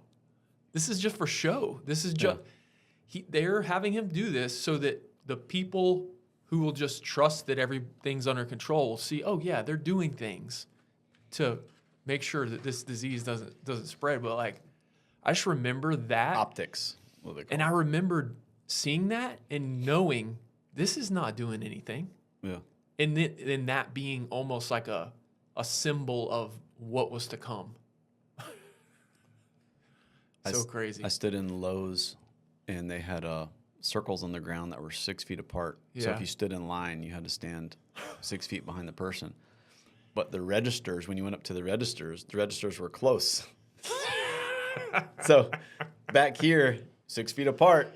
But when you get to the register, you're like 3 feet apart. And it's like, oh, that rule doesn't apply at the register. It only applies in line. Well, as long as they're doing something. It's optics. It was totally just about. And I remember standing there and I'm like, this is so stupid, man. I mean, I'm not dogging. I know there's a lot of, I'm not just trying to brush that under the table, but from some of the things we all can attest to were just ridiculous. And the Lowe's waiting line was one of them. That was your wake-up call. I was like, oh my gosh. Like, is anyone else awake here and see this? Like, this is, but. All right. So you're doing your business. Yeah. Local PDR business. Were you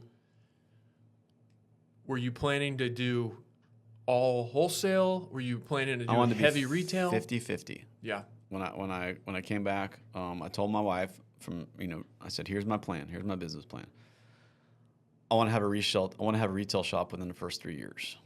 And she's like, oh my gosh, that's crazy. That's cart's way before the horse. Like, slow down. Like, let's just get some paychecks coming in. I'm like, no, I want a retail shop. In the next 3 years, I'm having a retail shop. And I was very cautious because I know the wholesale market, and I know it can be very confining. You have to be at this account on Monday. You got to be here on Friday, and you have to show up for wheel or whatever. And there's a lot of responsibility to maintain these accounts. And I was reluctant to go blindly right back into loss of freedom, so to speak, by the responsibility of all these wholesale accounts. And so I said, all right, I want the steady income that wholesale provides, the consistent, steady income, but I also want the fluidity of retail. So I would schedule my wholesale on like Tuesday, Wednesday, Thursday, and I would schedule my retail for Monday, Friday. That way, if I wanted to take off, I could just not schedule a Monday or a Friday. If I wanted a long weekend in Disney, I could make my schedule to be what it was. But I was very, like, even my wife in the beginning, you know, the appeal to get more accounts was like, this is an easy solution. We can go pick up this account right now. And it's like, I don't want to do it. Like, as appealing as it is, that's not my long game. I don't want to, like, I know this life and I came from it and I understand what I don't want to welcome that back in. Like, and so I was very careful about keeping that about 50-50. And so, yeah, we did that. I got some good accounts and we started doing some retail work, and I'd have 5 or 6 cars drop off at my house on Friday, and I'd work on them through the weekend and on Monday. And the cars just started showing up, and to the point where I had to build a nice covered barn-like roof over my driveway just to be able to work out of the sun, because I was putting up tents and tarps, and I'm getting frustrated. I'm like, how can I do good quality work in these conditions? Like, it was not conducive, and, you know, raining and sunning, the sun, and you have timelines to get things done, and it's like, oh my gosh. So I built this covering to work under, and Like a carport. yeah, but a nice one. It was nice. And so started just getting retail work, and it was good. And then it come where you're going to put your Google, and I had to put in my home address, right? And then you have people just showing up on a Saturday. I'd be in my swimming pool, and I'd have someone. You couldn't do like a mobile area back then? No. Wow. No. I had to put a fixed location, which is my house, and you'd have people showing up in your driveway wanting a dent repair on a weekend, and I'm swimming in the pools with my kids, and someone's at my privacy fence saying, hey. Like, oh my God. And it's like, oh my gosh. That's and then I bad. had some thugs, some less welcome people, you know, wanting to show up and get a dent fixed because it was a rental car or whatever, and they're trying to turn it in, and some riffraff people, and it was like, I don't want these people showing up at my house. I don't want these people knowing where I live. Like, I got to get my number, my home address off of my Google. This is not an environment that I want to expose myself to. And so then the pursuit for the shop came. I mean, I can tell you a quick story if you want about the job that pushed me over the edge. Okay, let's hear it. So I scheduled this retail job to be done, and the guy gave me his address. I quoted it through photos, and all right, I'll be there Tuesday at 9 a.m. or whatever. And I didn't know at the time the address was an apartment. And so I show up, and it's an apartment complex. And, you know, where his parking spot isn't where I can park my big van. So it was about 25, 30 yards away from where my van was to where I could work on his car. And I'm like, okay, this is going to be a challenge. And so I go to do the job, and it was a Toyota Camry, I believe. It was a front fender, and I was trying to work it, and I ended up having to take out the headlight, and I didn't count on that being the case. And so to get the headlight out, you got to pull the bumper cover off. And so this thing just kept unraveling on me. And next thing I know, I'm at this apartment complex, and I got the front bumper off and the headlight out. And when I started the car, it was shade. It was in the morning. And then noon, no shade, full sun. Yeah.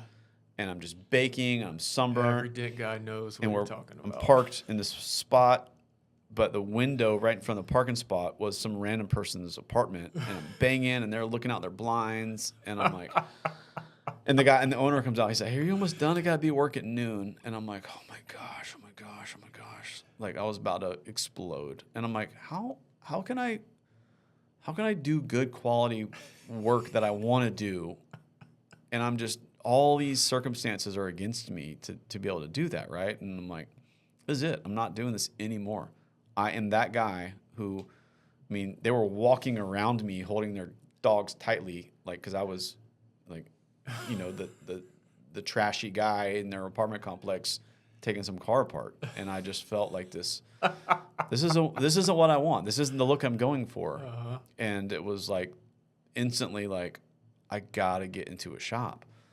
And I had a couple guys that I sounded with. They were my sounding board for information about doing it, and they encouraged me to do it. And so I want to say November of 20 was when I opened this shop.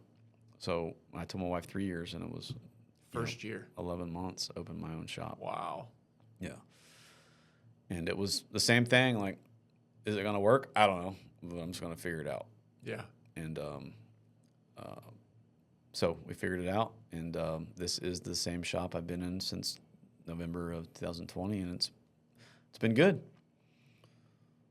And I can do high quality repairs here. You look through the Instagram, and I can work. I have lights, and you have the ability to really maximize what you can do to a job when you have the right conditions, and you're not having some guy tell you he's got to be working at noon. He needs his car back, and So I was talking to somebody on the phone today, just about the retail business, and just how you have chosen to go to the end of it, right? Like, there's several people, you got to have a shop to do it, but you're like, okay, I want to be able to do everything that the spectrum of PDR can do. I want to be able to do it, and you got to have a shop to do that. Mm-hmm.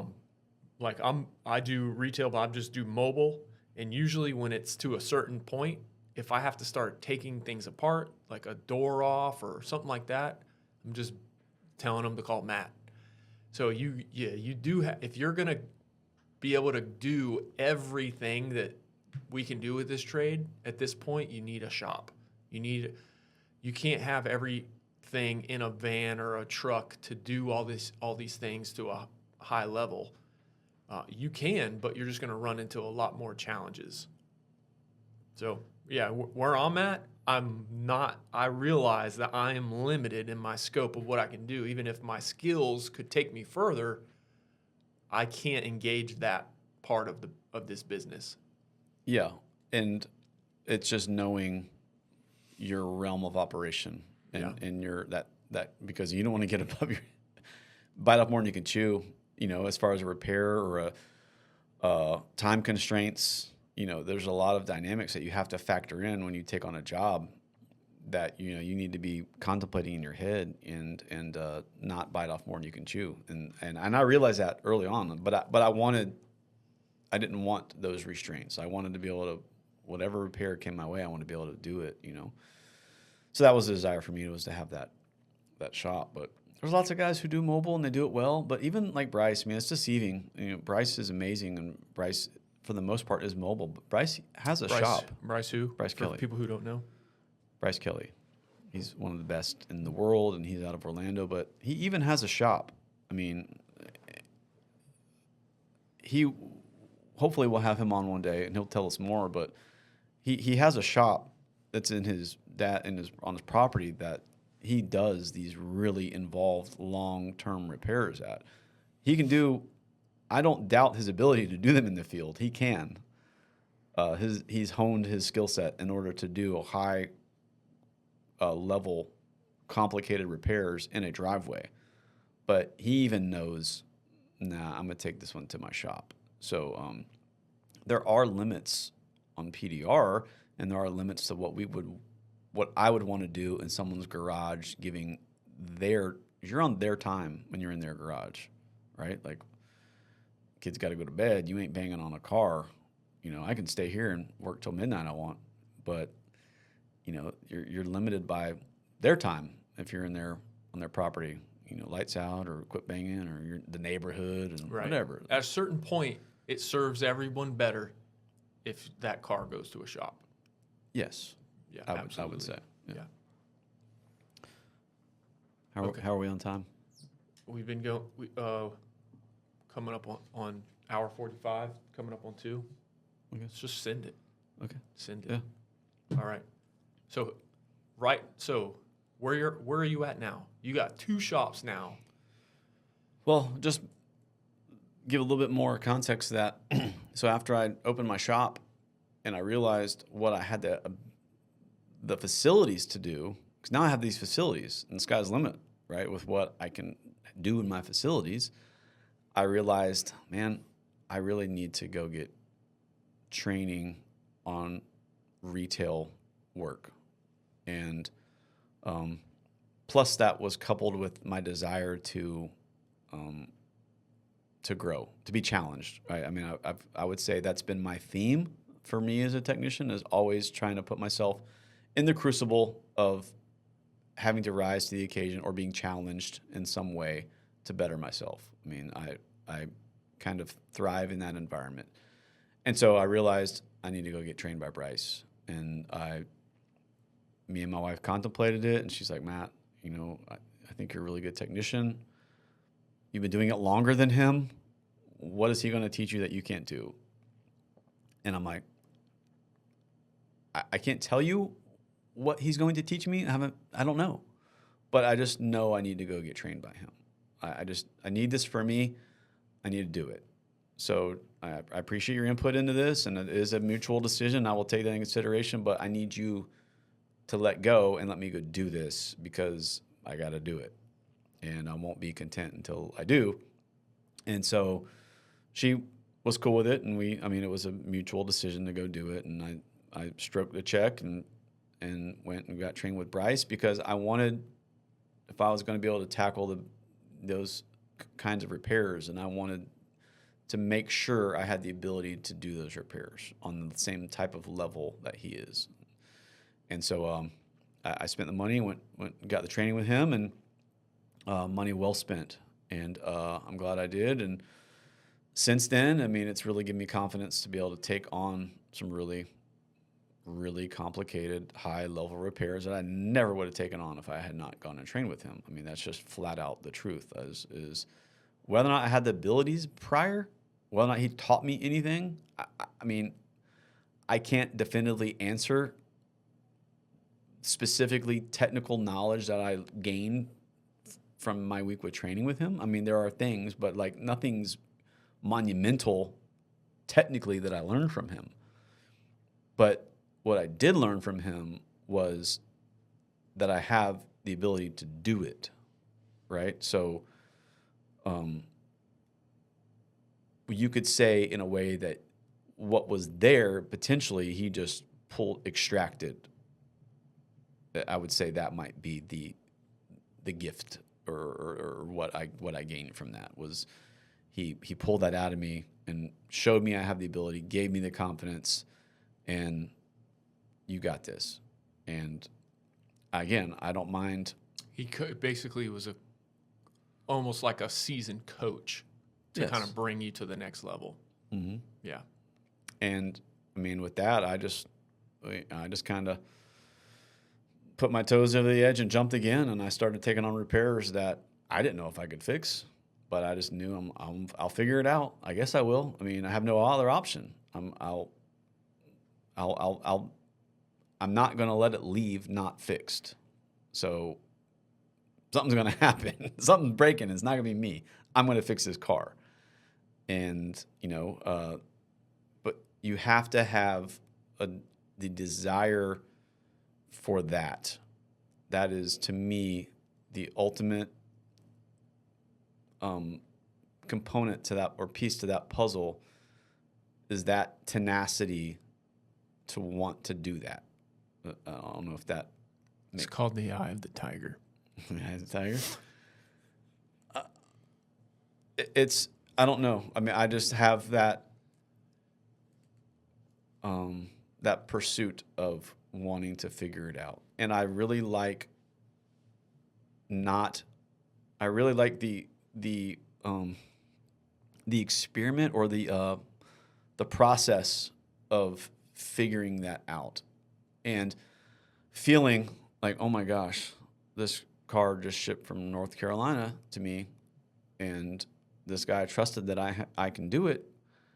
I told the guy I can do it, and I have to do it.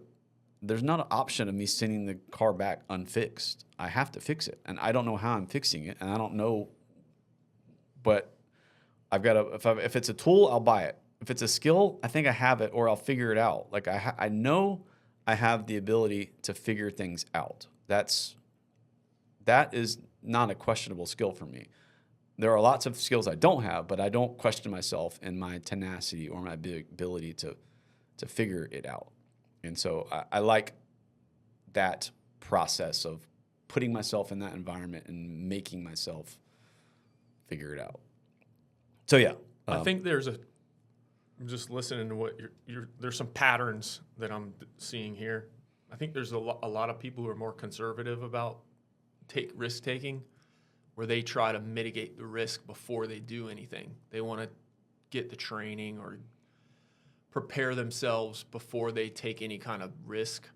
But I feel like you think, well, why would I waste time trying to prepare for something where I can't really accurately prepare for everything? So I'll just take the situation, the pressure on, and just let the pressure create the growth, and then I'll grow in the situation. So I do think I'm a risky person, but that risky can be a dirty word. Like that could mean like not thought through, or where you haven't counted the cost. And I don't want to say I'm risky in a what's the word? I'm trying to think of Careless. In a careless way. Yeah. I wouldn't say that, because I really don't think I am. I'm not careless, but I'm not, I'm confident. I've learned myself enough. I'm confident enough that I know in certain situations I will figure it out. Like I'm not risky in a lot of ways, but I know the zone in which is acceptable risk for me. Let's just say that. Does that make sense? Like, sure. I'm not, you know what I'm saying? Like, well, you're okay. I feel like you're okay with dealing with the fallout of not having a complete grasp on the situation. And that's very uncomfortable and can be painful. And that's what I feel like most people try to avoid that, where they say you're too risky, but they don't want to jump in on something because they don't want to feel that discomfort for an extended period of time, to where you're like, no, that doesn't bother me. That's fine. Yes. Yeah. I'm not scared of the unknown. Yeah. I actually welcome a lot of that. But yeah, I don't want to say I'm careless, because I'm very thought out, and I'll give you one more quick story. This is, we're in Australia, and we went to this place where you can go cliff jumping off this waterfall, and we walked out, and there's all these people cliff jumping. Mm-hmm. And I sat on the beach, and you could just watch these people jump. Mm-hmm. And I sat there for 20, 30 minutes, and I'm watching these people jump. And at the time, I'm watching, okay, that guy made it. That guy didn't die. That guy didn't break his leg. And I'm watching where they jumped, and I'm doing the math. Like, I'm doing the equations and the formulas and saying, okay, well. And so after sitting there 20 minutes, I said, hey, I'm going to go jump, to my wife. And she's like, oh, my gosh. I'm like, no, I'm confident I'm gonna go jump. And so then one of my sons says, Dad, I want to go jump. And I said, okay, well, here's the deal. And he was, I don't know, let's just say he was 8 at the time. He might have been a little more, a little less, but let's just say 8. Who was this? Lincoln. Okay. And said, well, here's the deal. You can go jump. And I've deemed it safe in my head that you can jump, and you might get hurt, but you're not gonna die. And there's an acceptable level of hurt that you might get. You're not going to be in a hospital, but you might regret it tomorrow. But so I said, you can go jump, but here's the deal. I want you to decide right now on this beach before you go climb if you're going to jump, because this waterfall you had to climb up, and it's slippery and algae, and I'm like, I'm not letting you climb up this thing, and I'm not letting you do the shame of trying to climb down this thing in front of all these people and risk greater injury by climbing down and slipping. Yeah. So that's not happening. I said, so you can jump, but you've got to decide right now on this beach if you're jumping. Right now is when you jump in your head. So when we go here, you're just going through the motions. When we climb up here, you're doing it. There's no question. You're not thinking about it. Do all your thinking now. And then after we go jump, it's easy. And you're going to jump then. And so we did. I went up there and I watched him, and he jumped and made sure he was clear, and then I jumped, and it was good. But I'm calculated. I'm not. I think there's a big line between uncalculated and careless, and weighing the options, looking at what these risks are, and saying, I'm okay with this amount of risk, or if I do fall, what is the worst thing that can happen? I knew I wasn't going to die. I didn't think I was going to break a leg. I might somehow bump my head. I don't know, but I was okay with whatever that was. And I think you need to calculate as much as you can, and you need to be, think that through. But then you have to be comfortable with a certain amount of risk, and that's what it is. And if you're not comfortable, then sit on the beach. And that's fine. But you need to be able to calculate the risk and be acceptable with whatever. When I got the shop, I had to be okay with, if it doesn't work out, then I'll just get rid of my retail shop. Like, you know what I'm saying? Like Right. So Count the cost. you got to count the cost. Like the story in the Bible, before a king goes to war, he has to count, does he have an army that can win this war? He can't, yeah. Yes. And it would be careless if you didn't count that cost. So, yeah. But I enjoy like that type of feeling, and it's, I think, if you practice that type of thing in your life, I mean, maybe you're not the type of person who wants to do that, and that's fine. But I think there's a great amount of satisfaction that comes from you risked it and it's successful and you did it, and the unknown and also the process of figuring it out. You know, like that part is fun, and it can be stressful. Like, I'm not saying it's always fun, but when you step back and look back at the path that you blazed, and you're like, wow, that was an adventure. Like, it was fun. So that's how I look at what I do. I mean, from even marrying my wife, I asked her to marry me 3 weeks after we met, which was a very, very short time. I saw her and decided she was the one for me, and I asked her to marry me 3 weeks after we met, and she said yes. And that was a risk. That was not a recommended way to do it. Right. But I can say I've been like that my whole life. And yeah. Again, she wasn't just some random woman at a bar. Right. That would be careless. Right. She was the right one, and I had done the math and the equations. And yeah. And yeah. What equations did you do? Oh, those are private. But okay, she's the one. And then I just pulled the trigger. Yeah. Like, just jump. And, I mean, this is 23 years we've been married this year. We got married in 2001. And she's been beside me the whole time. She traveled with me the whole time. She's been with me with the business. She helps run the business on the back end. And she's awesome. And I mean, she's definitely my governor in the sense of like an engine. She keeps my rev limit low when it needs to be. But she also knows when to back off and let me do my thing. And so it's good. She keeps me in check, and she balances me out, and we balance each other. And I told her, I said, listen, the only thing I can tell you is when you die that I've brought to your life is definitely an adventure. I can definitely. When did you tell her that? Well, I tell her that all the time. Okay. Like, I'm definitely going to say that I took you out of your comfort zone and you had an adventure, and she agrees. It will.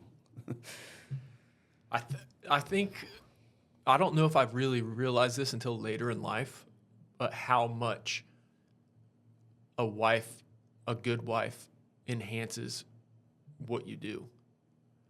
Especially, usually opposites attract, and usually they're very different than you. And Kelly's very different than you. Oh, I mean, very opposite of you in a lot of ways. But like, I feel like it took me a while in life to really see how much of an asset that was and how much my wife Jen, how much she brings to me, because her strengths are so much different than my strengths. And I think that's kind of like a natural blessing of how God made us attract to opposites. But like, man, I wish I would have realized that a lot sooner in life. And I think I did to a certain extent, but I don't know if I really appreciated it until later. Just realizing how much those different skills and different character traits brought to the equation. Well, Christian view of marriage is two people become one flesh. And so she's essentially an extension of me in a way, in a spiritual way. But we're having these discussions right now with my kids, with boyfriends and girlfriends, and do you go for someone who is the same as you, or do you go for someone who is opposite of you? And these are all topics we're having literally every night at the dinner table. And what I could say is me and my wife are very different. But if you were to flip this, make a list, flip this paper over, make a list of all the things about me and my wife that are the same or different. The major things we're not different on. Like, does she want to go to a Metallica concert? Not really. Does she want to go sit at a gun range on Saturday? Not really. Her ideal thing is watching Netflix and me like that. Like she likes comfortable things where I don't like comfortable things, and going to do jujitsu, she has no desire to go do. So we're different in a lot of the superficial external ways. We are completely opposite. But those are the things that don't matter in a relationship. Those are all optional, in my opinion. Sure. Those will not be the success of your marriage, is whether or not you like going to Metallica together or doing whatever those are. Those aren't it. The things to me that I've learned in 23 years of marriage is the major things have to be right. Your spiritual beliefs, how you process or how you get through a fight, conflict resolution, your moral standards. There's a lot of those are the things that you need to have right if you're looking Deal for breakers. a spouse. Those are deal breakers. Right. If you look at a marriage or a relationship as someone who likes to go do A or B with me on the weekend, and so therefore we're going to have a great marriage, you might have a good marriage for a couple weeks or a year, but what's going to happen is the important things are going to come up. An election's going to happen, and you're going to have to be faced with this person who has a different view with you about something that's important, and you're going to be faced with the stark reality of like, who are you? We're so opposite. I thought you liked going to a Dave Matthews Band on the weekend, and I thought we were made for each other, but now I'm realizing that we're not. And that's where I think what a lot of relationships get focused on is the superficial things, the attractive things that, we do CrossFit together, we do Hobbies, interests, and that's what appeals to people, and you go for it. And then someone gets pregnant, and then you're going to have an abortion or not? You're going to have the baby or not? You got to think about those questions. Or are we going to go to church? Are we going to go to church? Are we not going to go to, like, these things? And then you got to like, oh my gosh, like this is, and so get right the major things. And you can be as opposite. I'm as opposite as my wife, as a person gets on the superficial things, but we're not opposite on the major things that keep us married for 23 years. Values. The values. Right. And those things we're definitely aligned with.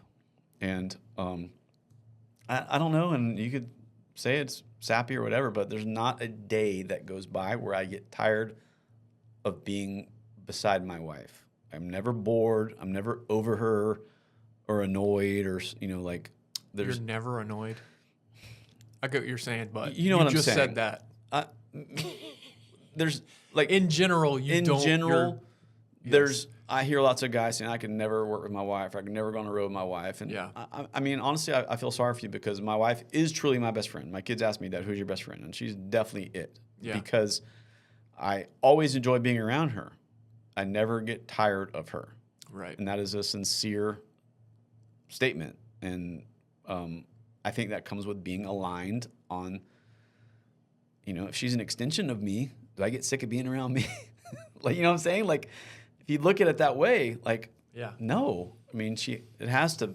So it just makes sense with us. And so anyhow, she's great. And our relationship is awesome. And we complement each other and balance each other out. And any relationship is compromise. And again, it's more discussions we're having. And you have to be compromising. You're always compromising who you are, but not those important values. I'm not talking about those, but like a good relationship is a compromise. You're not compromising who you are. You're compromising your preferences. Your preferences. Right. Yeah. Yes. It's a continual compromise. If you and I want to have a conversation, I have to stop talking to allow you to talk. Right. Right. Like that's what a dance is. You're a back and forth, and that's a sign of a type of compromise. And if you're going to live with any other human being for any extended amount of time, you realize I have to compromise at some point, right? Constantly. Yeah. Constantly. Yeah. Whether it's your food or you watch on TV or the color furniture or the cap, whatever. It's always a compromise, and if you can't get past that, then you will not have a successful. I think a lot of people think that they want to get into a relationship where they don't compromise anything, and I think that's, of course, that's setting yourself up for failure. But like, yeah, what you're describing is like the constant Christian idea of dying to yourself and being less and less selfish and serving others more, and I feel like that's where the happiness is, not in just fulfilling your constant desires all the time. That never leads to like long-term fulfillment. I would agree. I mean, it's you're living with another human being who grew up with different household, different part of the country or world maybe, with different parents, with different likes and dislikes and tastes, and so if you're going to live with that person, you have to compromise. Like if you want to live in some kind of happiness, you have to compromise, or you won't get through day one. I mean, just try planning a wedding, and you won't. Then it's not going to happen, So, but a good wife will definitely compliment you if you are willing to understand what that is. That you don't have all the answers, and maybe she's right on certain things. Happens a lot. Maybe you shouldn't get the gray couch, and you should get this color couch. Like, you need to yield, and so that's how we've been successful with our marriage. And I don't know, it's fun. Highly recommended. Highly recommended. Yeah. Marriage is good. Marriage is good. But, I mean, it's the biggest blessing of my life. I think it gets a bad rap sometimes, but it's the only eternal relationship you'll have on this earth. Meaning, when you become married, you're spiritually become one. No relationship with your kids are all temporary. So eternal as far as eternal. Just while you're alive on earth. It's an eternal relationship, and when your kids will move on, they're going to leave and cleave, and you and your wife are essentially together to the end. Together to the end. Yeah, and it's a different relationship, and if you have to understand it that way. If you don't, you're going to be all jacked up. And you got to be okay with the idea that it's going to take practice, and it's not going to just be completely easy all the time. Like I just went on a 9-day trip with my wife, and just having that. Sometimes I feel like you go on a trip and you feel like, oh man, in my mind I know things can't make me happy inside. Like a trip's not gonna make me happy, but part of me thinks it is. Like this, I should be just happy this whole trip being with my wife. But wherever you go, you bring your problems with you, So just having to see like, okay, even the ideal situation that you could ever come up with, you're still going to be there with your sin, basically, that you have to deal with. And just knowing like, okay, if I can't be content with my life in the most perfect situation, like I'm the problem. And knowing like, okay, I have to be able to deal with this other person who's being patient with me as I deal with my crap, and practicing enjoying being with each other, right? Mm-hmm. Like it's a practice. Like what you say about being, you want to be the best at something, not that you are the best, but that you desire to be the best, to work towards that, even like that constant relationship that you're going to have for until you die. That's something you got to practice, especially when your kids are getting older. I got to practice just being me and my wife and not the distraction of kids or whatever. Well, I think it comes also from no one else knows you like you do. No one. Your wife will never know you like you do. And that's the biggest cheat code, I think, is you have full knowledge, as much as capacity to understand, of yourself. And you know your likes, you know your strengths, you know your weaknesses. And if you can map that out or grab a hold of that in a way that I know I'm going to react this way in this situation. I need to be careful. Like, you have a map of where you go. It shouldn't be a surprise. I mean, and you essentially have this cheat code of understanding where you're going in a relationship or where you're going in a situation, and knowing not to go there, or you have inside knowledge into your strengths and weaknesses is all I'm saying. And you have the ability to withhold yourself in certain situations to where you don't put yourself in an environment to where I know I'm going to get agitated, or I know I'm going to get mad, or if I can see I'm going to get madness, then I know it, and so I'm just going to go ahead and figure that out now before I blow up and get mad.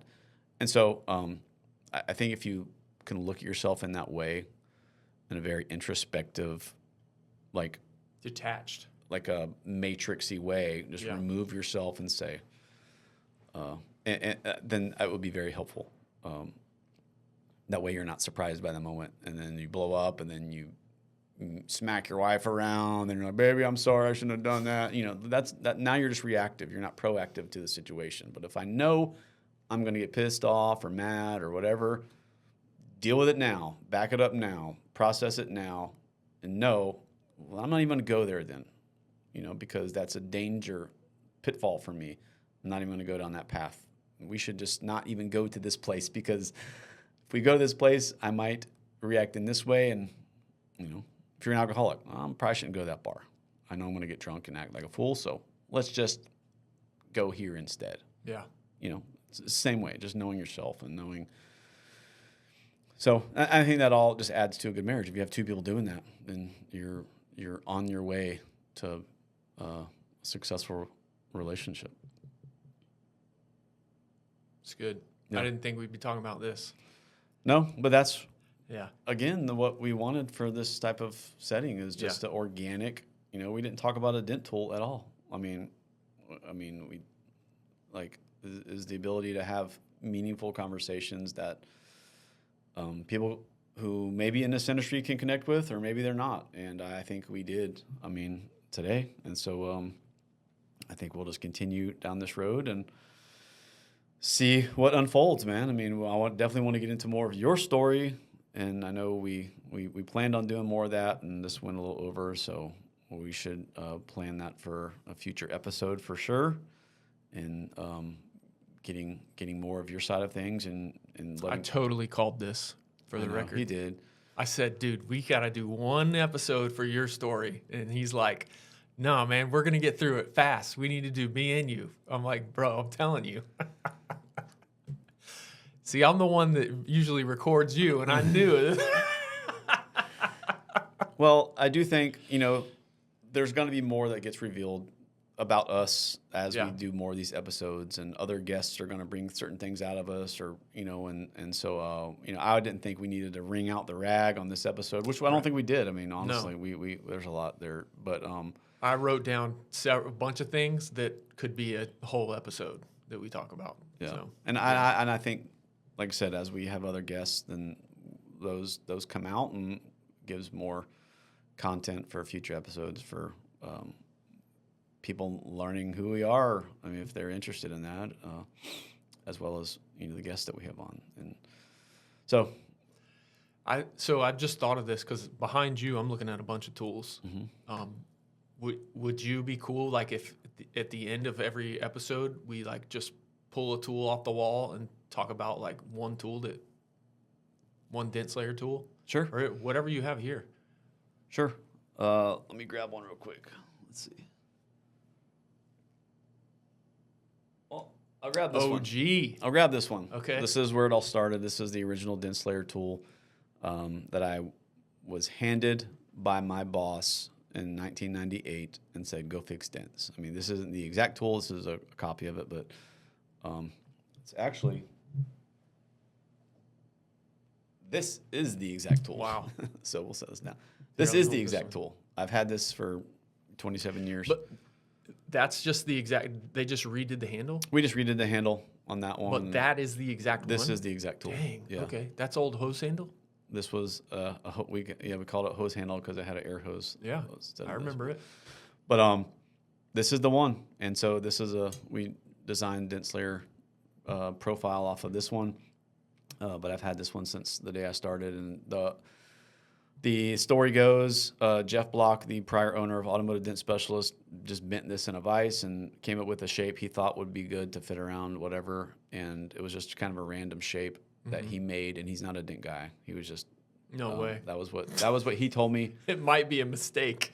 Um, You just put that thing on there. and so this got Turned out to be good. This got handed to me in 1998, and I love this tool, and I kind of grew up with it and learned, and I kept it close by my side, and we'll do another future episode on how this Dent Slayer tool started and all that. But this came. This is the first tool I had in 1998, and then I sent it to A1 Tool to make a copy for me, so I would have a second in case this got lost. And then that was kind of the inception of Dent Slayer tool brand. And we'll go into that story later. That's a really good story for another time. But this is where it all started. So, yeah, I think it was good kind of allude to the tool side of things and where we're going to go in some of these episodes is history of Dent Slayer tools, how my relationship started with John and Maria, and how that came out, and obviously where we're going. And So this original Dent Slayer, do you still use this one?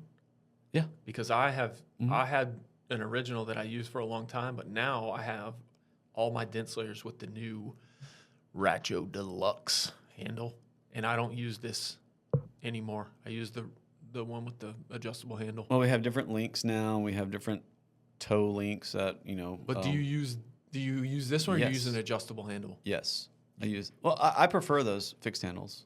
Yeah, I prefer it too. Like, it's got more control and stability. But man, when you're just doing wholesale stuff, that adjustable handle just makes it. I like the fixed handle for wholesale because I can be faster with it, and I don't scratch a car when I'm putting down a window with the That's true. ratchet handle. I mean, that's just me. Yep. But I mean, Ford, Chevy, everybody has their preference, and that's mine. But yeah, I still use that. We actually have a sharp version of it now, where it's super sharp, and I know. I love them. Yeah, I don't honestly like. I promise you, I'm not trying to be weird here, but like, I use my tools for almost every dent I touch. I mean, unless it's a whale tail or like a tight access, like, I mean, I generally grab one of my tools for every dent I touch. There's exceptions, but Yeah. for the most part, every day. So that's where it started. Old hose handle. That's what we called it. I think we got a lot of miles on it, but so yeah, let's end this episode with that, and that'll kind of give us more content to next time. We'll talk about some of your origin and your story, and then we can talk about the Dent Slayer, how that whole thing came to be. Cool. All right. Cool. See you next time. See you next time. Appreciate it. It was good. The Dent Slayer, Matt Boya. Thank you so much for being here. She's smooth.